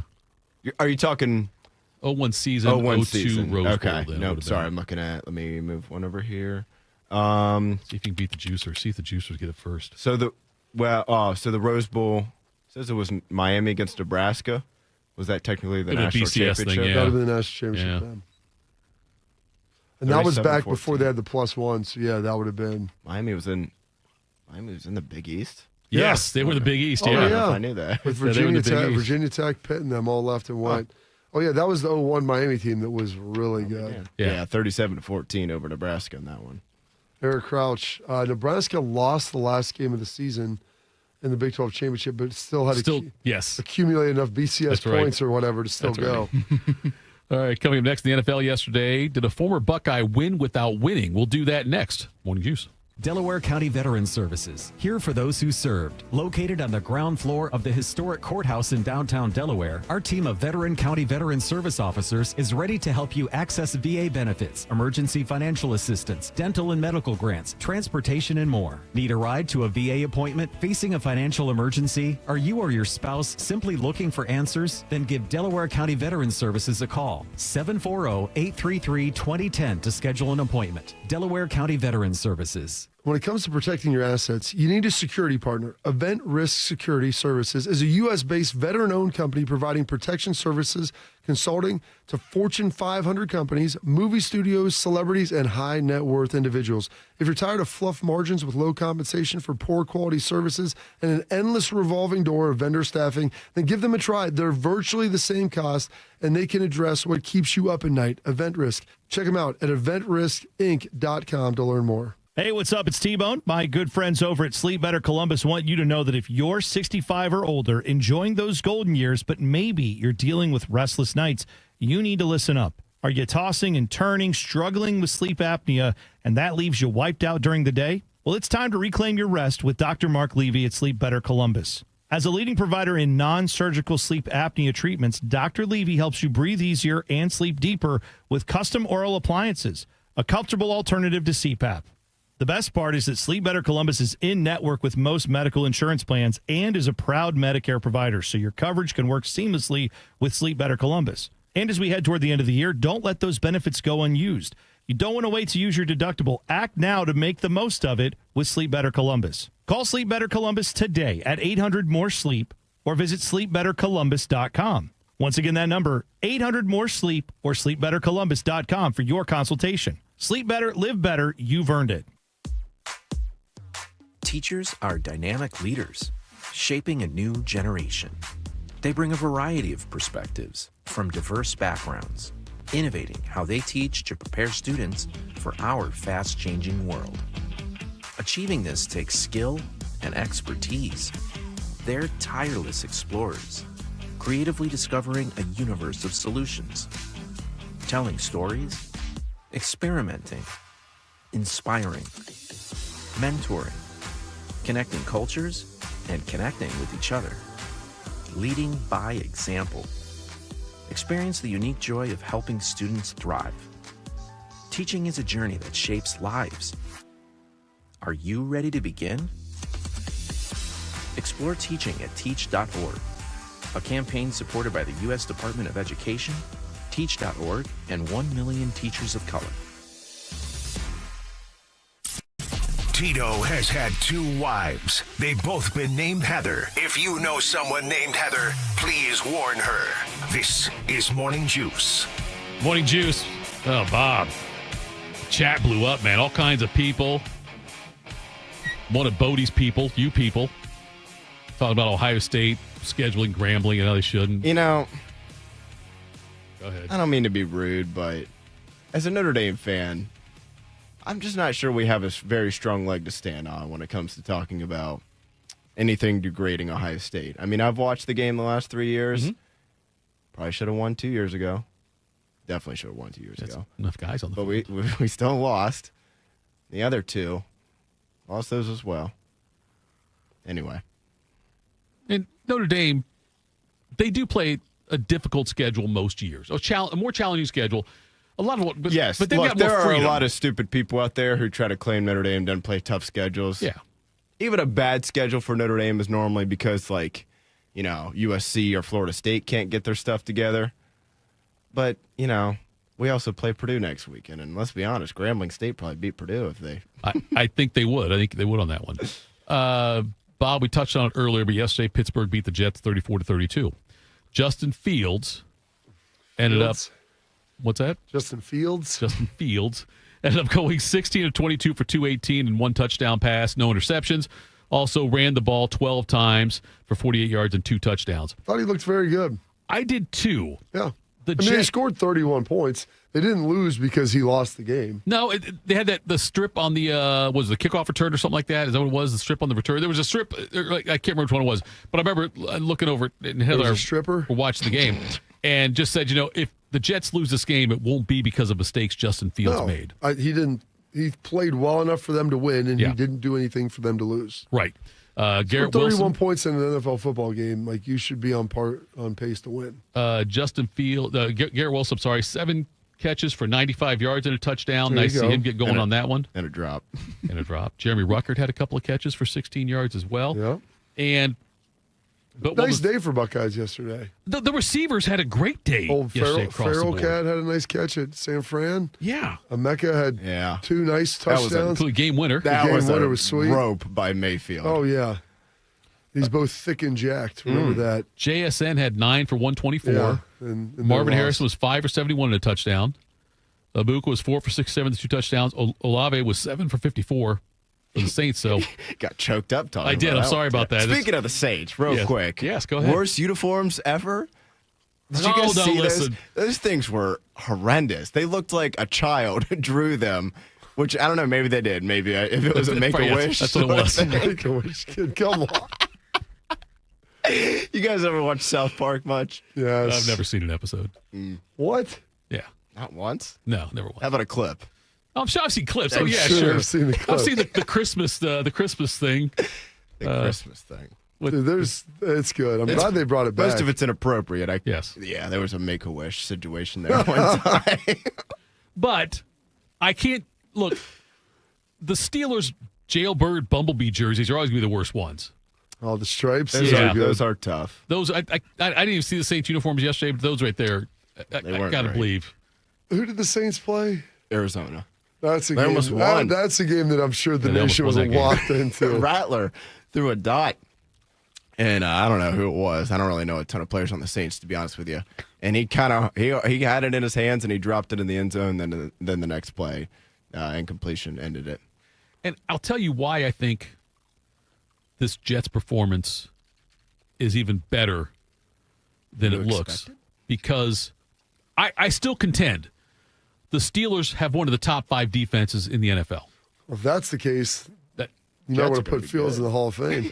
So I think they've got enough talent. I think Can't yesterday win on was talent alone, though. I understand that. I just think that the Justin Fields performance, though, and the Jets' offensive performance will look even better about 2 months from now. I hope so. If that's the case, then they'll probably be like 5-3 if you think that Steelers defense is that good, assuming that there's no like massive injuries for the Jets and they don't fall apart. And how about that game last night with the Bills and Ravens? Does that am I putting too much thought into it, like how big I think that win was for Buffalo? I mean, I just Game think one. those games are crazy exciting. I mean, they're back and forth. Me trying to convince my family that Derrick Henry was my height. And like, no, I'm like, dude, he is a legit 6'2", close to 6'3". No. Let me quote let me search it up. It's how much do you think he weighs? Probably over 240. No. Yeah, 247. There you go. I go, he's like my size, dude. Like when I was playing. Like he is a linebacker playing running back, and he is a monster, and he's like 30 years old. I was going to now. say he's been in the league like a decade. Well, I told her, I've been on the sideline with him in person. He was a freshman on that 14 team at Ohio State. I go, so who is this mutant out here? I'm like, is this real? Like, he plays Steve Rogers playing football? He plays running back? I was like, what are they doing? Where did they get this guy? Is this, did they just say, hey, DN, to come over here and play running back for some scout team reps? That's the funniest thing. If you look at guys like Derrick Henry, look at guys like when Cam Newton was playing and how big they are, and then go back and watch the best quarterbacks of the 1970s were Bob Greasy, who looked like a substitute teacher. And those guys didn't lift weights. They didn't do anything, and how small they are. I will say, though, on that, yeah, I think that's a pretty big win. I mean, I think huge. 4 months from now, we could be looking at Baltimore and Buffalo in the 12-13 win range. Yeah. And those two plus Kansas City, of course. You want to be at home in January, and I don't know, Mahomes might still beat you, but you'd rather play it at home. You'd rather be at home. And that's the thing. When those three teams play each other, the win matters a lot because that comes down to tiebreakers. And this has been a little bit of a theme for Baltimore, like kind of not letting 2 touchdown leads slip away, but just kind of not finding a way to get over the hump. And I know you could probably say the same about Buffalo every time they play Kansas City in the postseason, but most of the time it's because Allen will score and Mahomes will just come right back and score again. Baltimore blew that game last night. They blew that game. Not trying to take anything away from Buffalo, but you're up 2 scores with less than 4 minutes left. Yes. Like they let it get away. And there are certain Or did games, Josh Allen take it away? That too. Like that's the Pittsburgh game. Pittsburgh does not have a lot of sure wins on their schedule. This was a must-have win for them. If they would have lost the game, we really could have set things. They've got Baltimore, Cincinnati. Yes. They've got a tough schedgle. Hell, if Cleveland. the Browns play everybody else like they played Cincinnati, they'll go 2-15, but play in a lot of exciting games. Are we kicking the Browns? They're down. I don't There's think no kicking for the Browns. That's the problem. Right. You probably miss if you were a Browns fan, but I'm just saying, like I couldn't believe that. I watched. I was like, you could not write this. I'm like, they're inside the 15-yard. This is it. You were down a point. You know why you're down a point? Because you couldn't make an extra point, and then you missed that. Am I correct in remembering Hopkins was solid last year, or am I totally off on that? Dustin Hopkins? I think he was solid last year. I thought he was pretty Yeah, good. And then this kid, Schmidt, beat him out in preseason, which, like, you know, I trust the coaches on that. But and then you just, poor Browns fans. It was a very you had 2 turnovers that bounced right off a guy's hands. They had a drive end in the second half where I can't remember who dropped the one, but they had back-to-back, like 3rd and 5, 4th and 5, just blatant drops. One of them was Judy that would have kept the drive alive. And they were knocking on the door of the red zone, give or take there. It was. I thought Flacco played well. Yeah. I mean, for being 100 years old, he's like Rocky Marciano fighting Joe Louis. 18 years in the league is amazing. I remember him and Matt Ryan got drafted in the same draft. Yeah.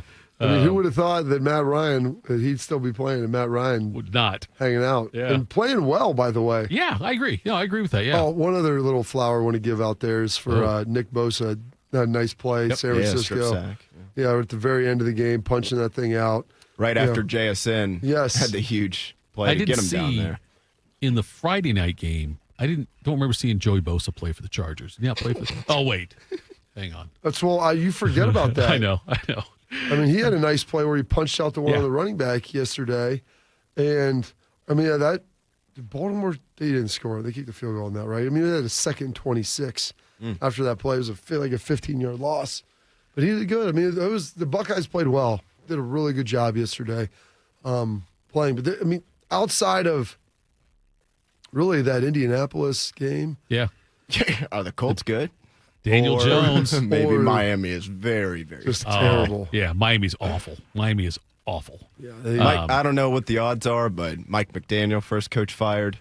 That might be some. Well, if you're trying to be bad, which they got rid of all of their good players, are you going to put it on the coach? Well, they will. I wouldn't, but I mean, if you think Mike McDaniels is the same guy that was out there, vaping on the sideline and scoring a lot of touchdowns. I mean, they thought Tua was unplayable, and he's gotten pretty good play out of him when he can stay healthy.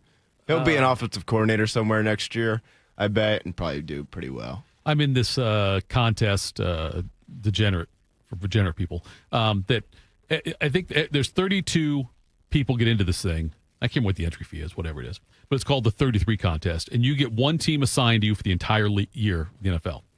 And if your team scores 33 points, you get that week's pot. Has scored exactly 33, which Indianapolis did. Oh, really? Nice. So if no one wins it, no. God, do you think I would call in sick to work? If no one scores 33, it doubles the next week and it rolls over in that. My problem is I can't remember which team I got the first week would kind of suck then. Yeah. I'd rather than not win it all. 33 is kind of a rare number to hit. I don't know if I've got the. What happens at the end of the season if no one's hit it for like 4 or 5 weeks? I don't know, and that's a good question. Probably the guy who ran the contest is going to keep all the money, but that probably should have looked into that. I was going to say, like the last. Oh, you probably get your money back. You probably get your money back. They probably divide it up. They better. Don't try to give it to charity. Give it to Tito. Let's not do this like a crazy.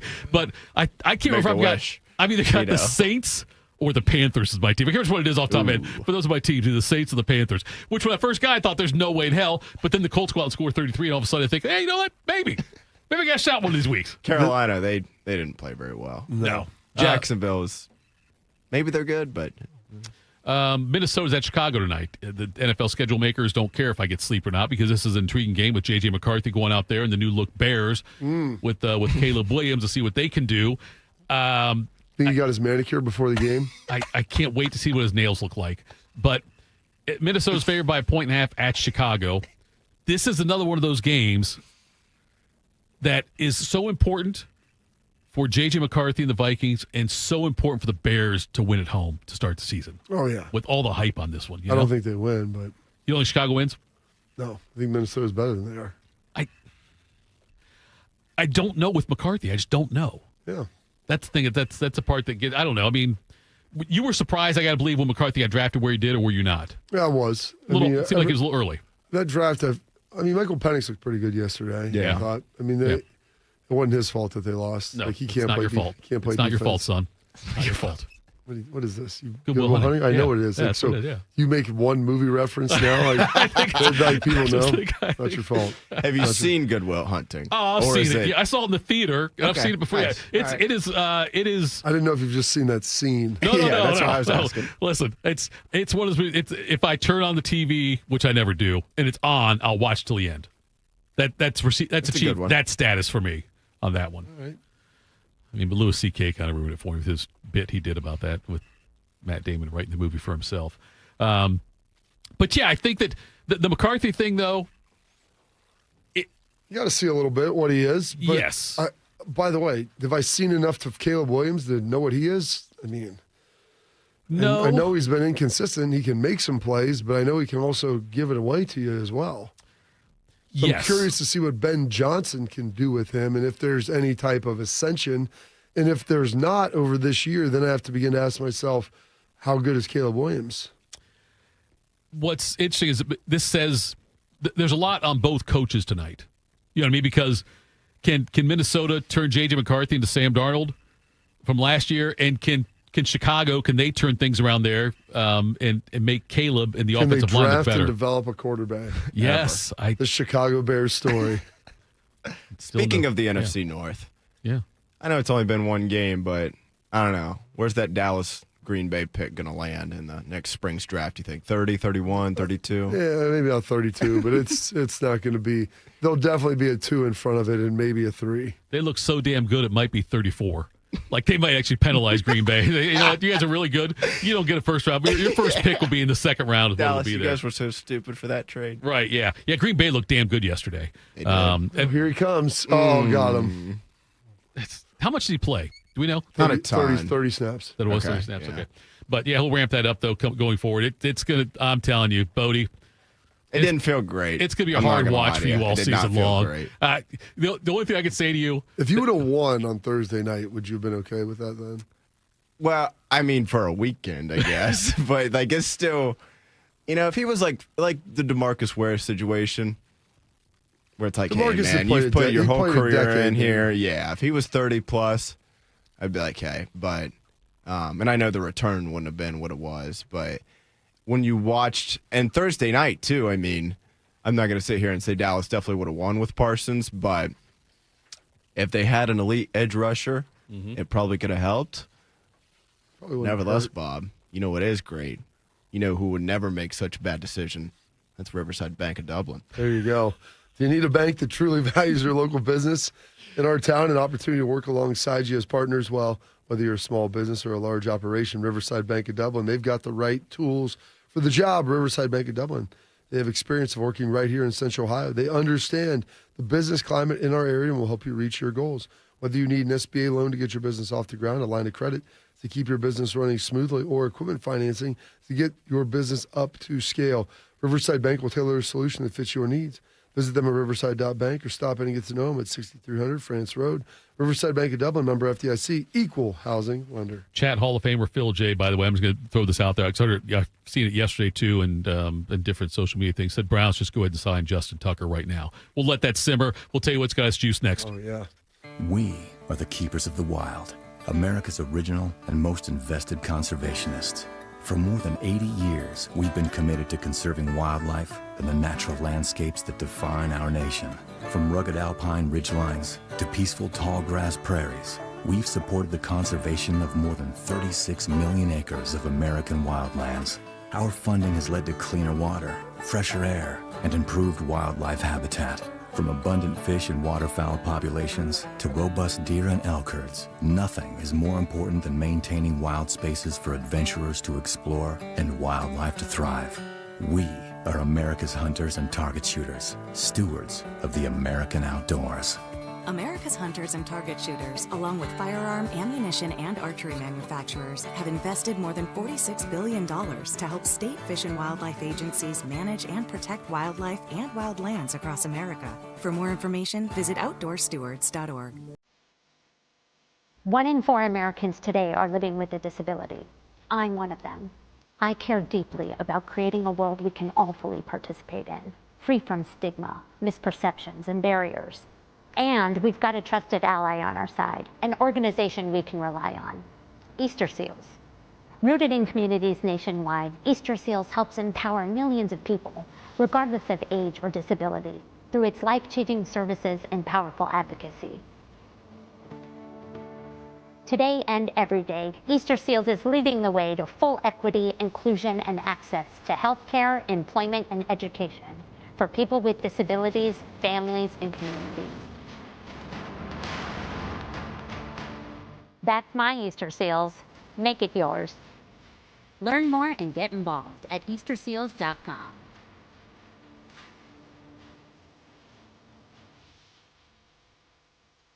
You know a thing or two about the moments in life that matter. You've seized those moments to embrace joy, accomplish great things, and build meaningful relationships.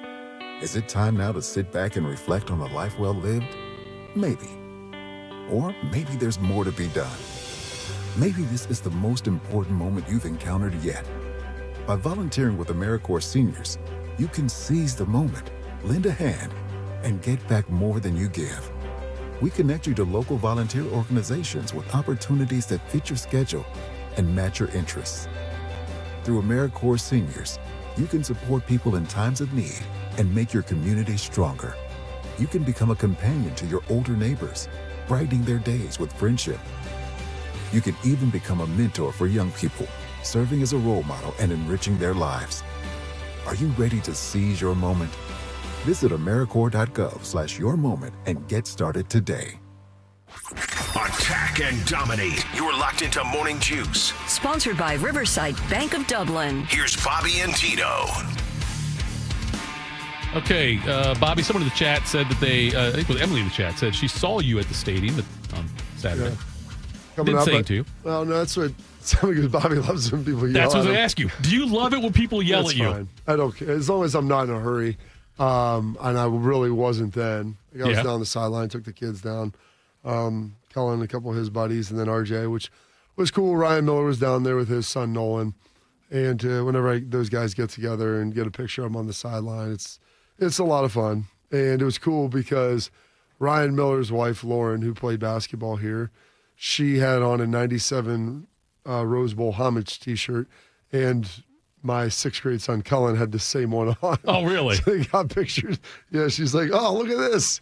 Look at this!" And so they wore that. But it was fun. Yeah, I don't necessarily mind if I'm in a hurry, like trying to get over. Like I popped on the tailgate show with Rothman, and the process of getting from like the tailgate over to the set can take a minute sometimes, and I try not to be late for those things. So I normally don't mind at all.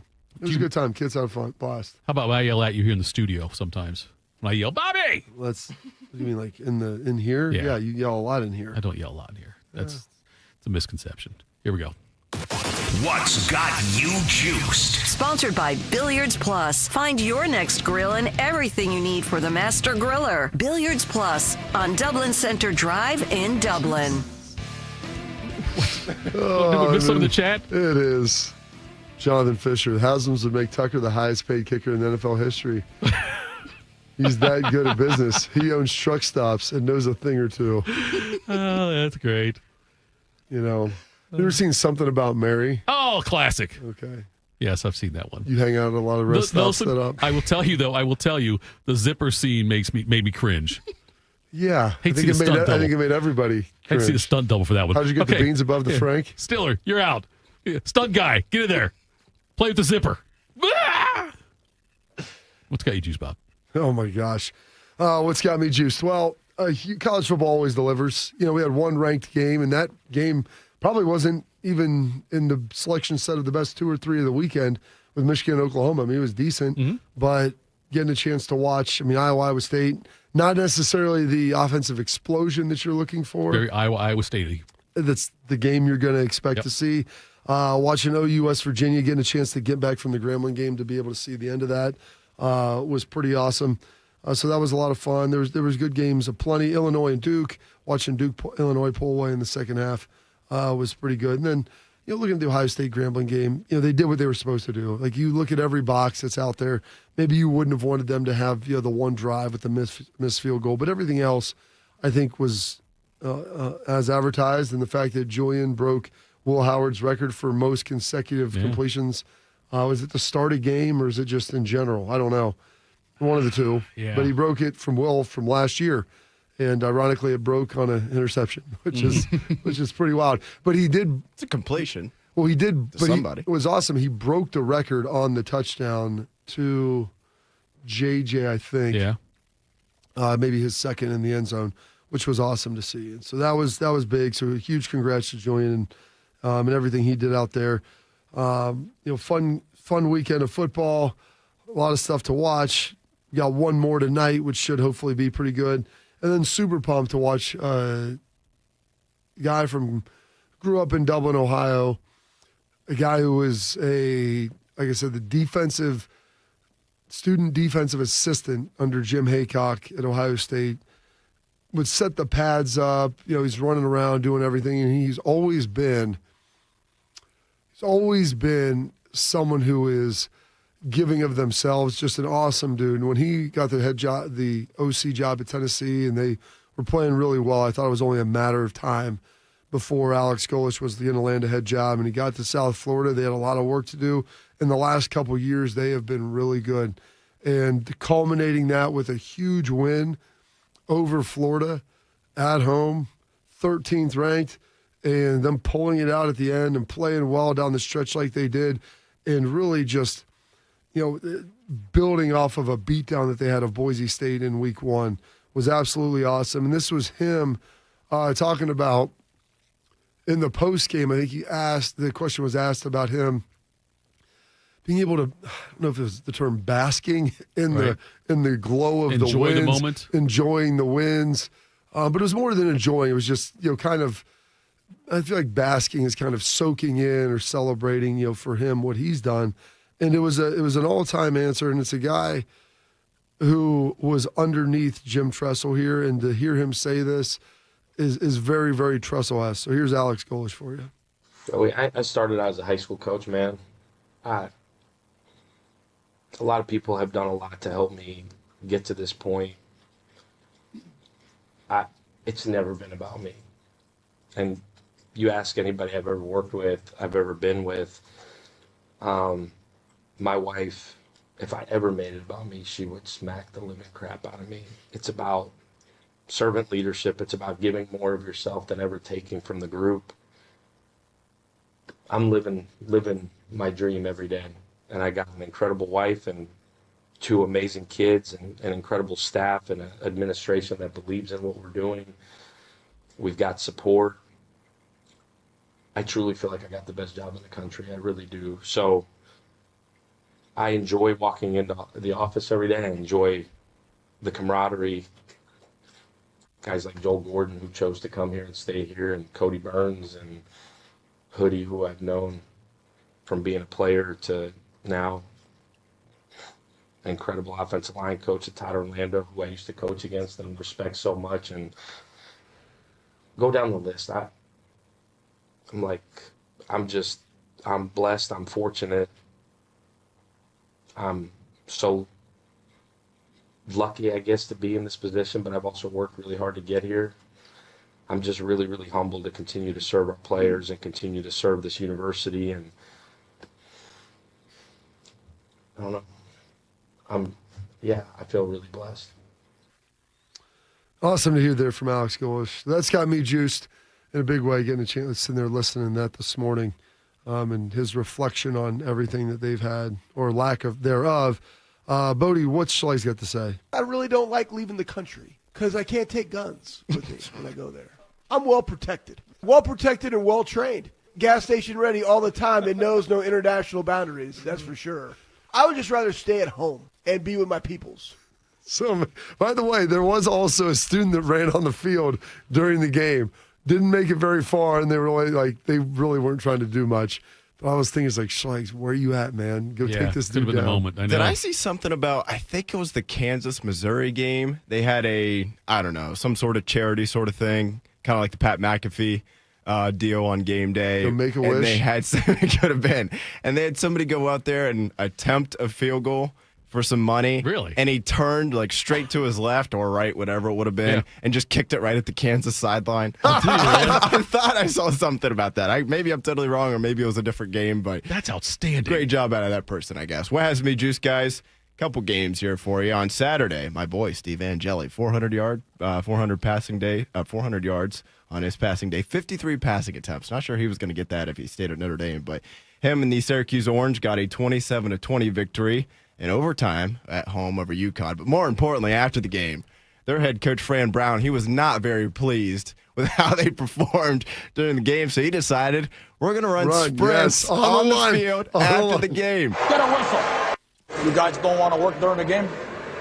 No problem. We'll work now. Go on. That one. So that's a great job out of him. That had me super juiced. I saw that. This is great. Goal line. That one.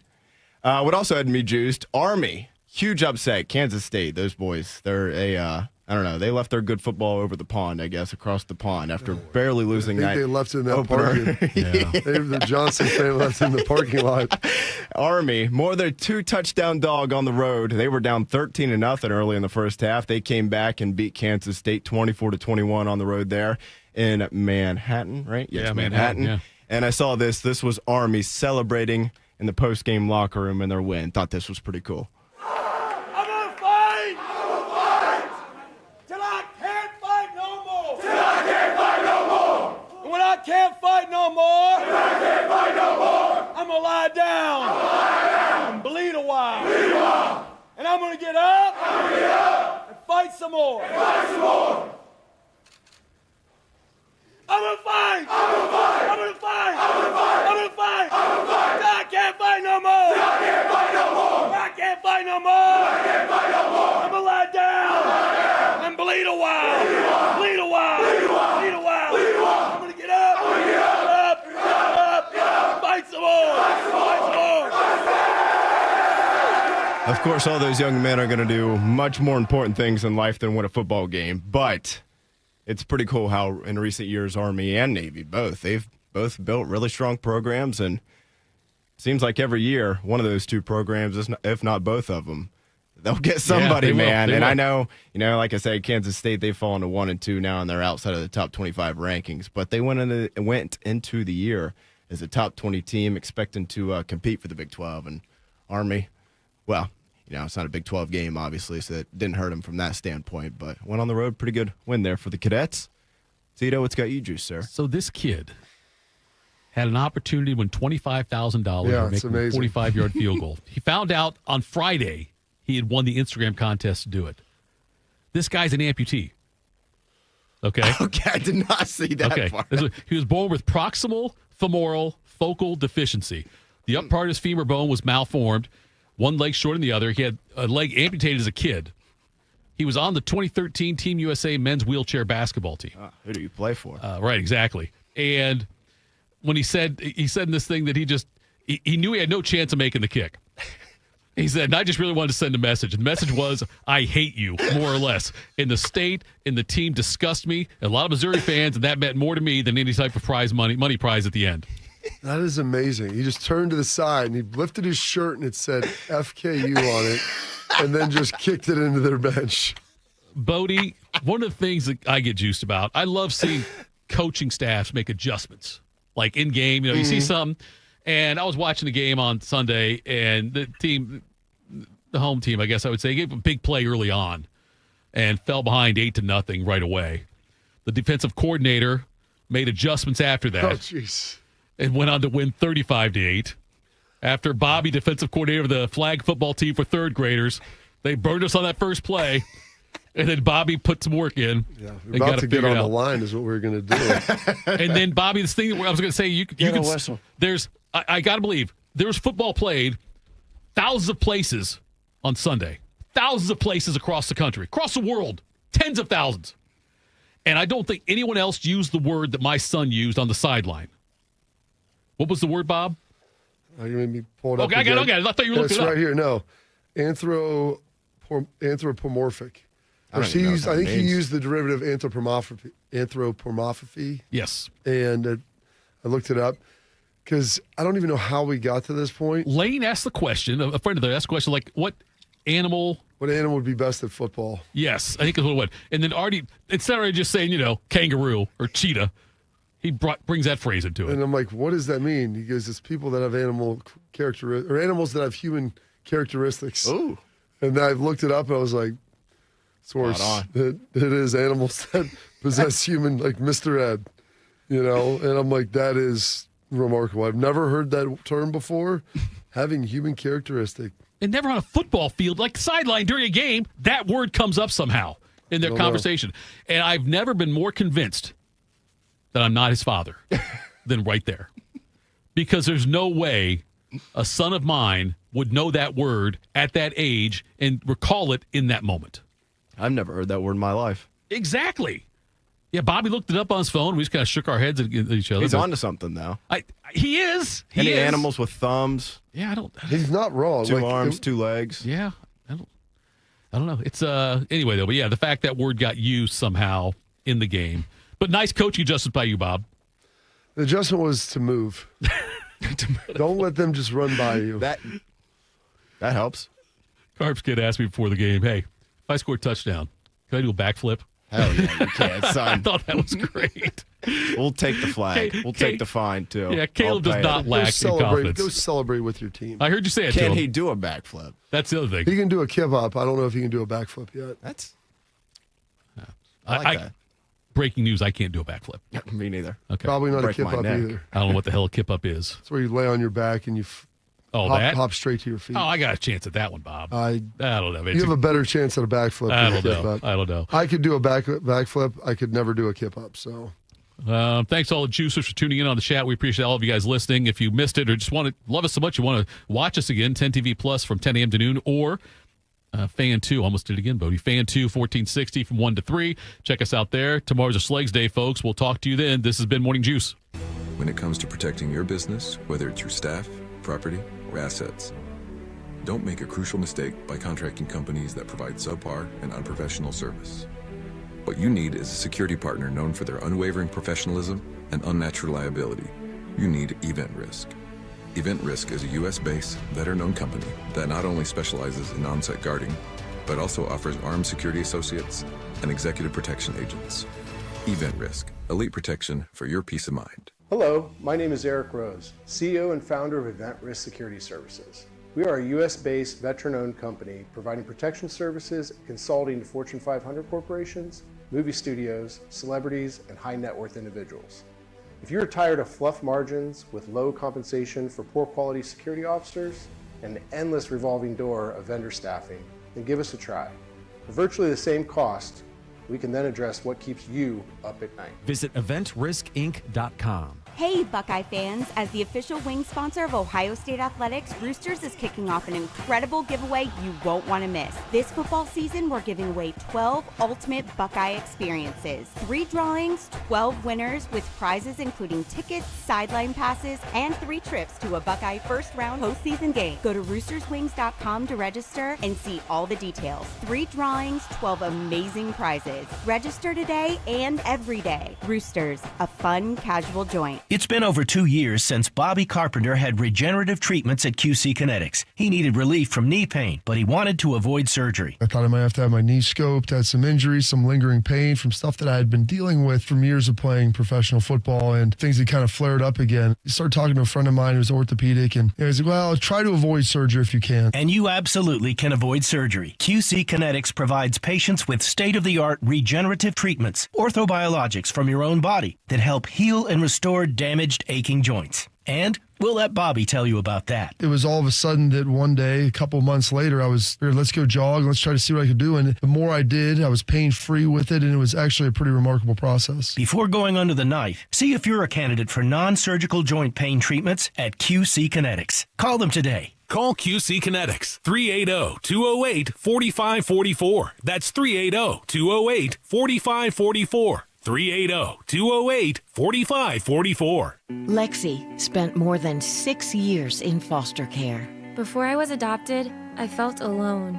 With help from the Dave Thomas Foundation for Adoption, Lexi now has a forever family and the foundation for a bright future. Adoption changed me for the better. I feel like I can be whoever I want to be. You can help find permanent homes for children still lingering in foster care. Learn more at davethomasfoundation.org.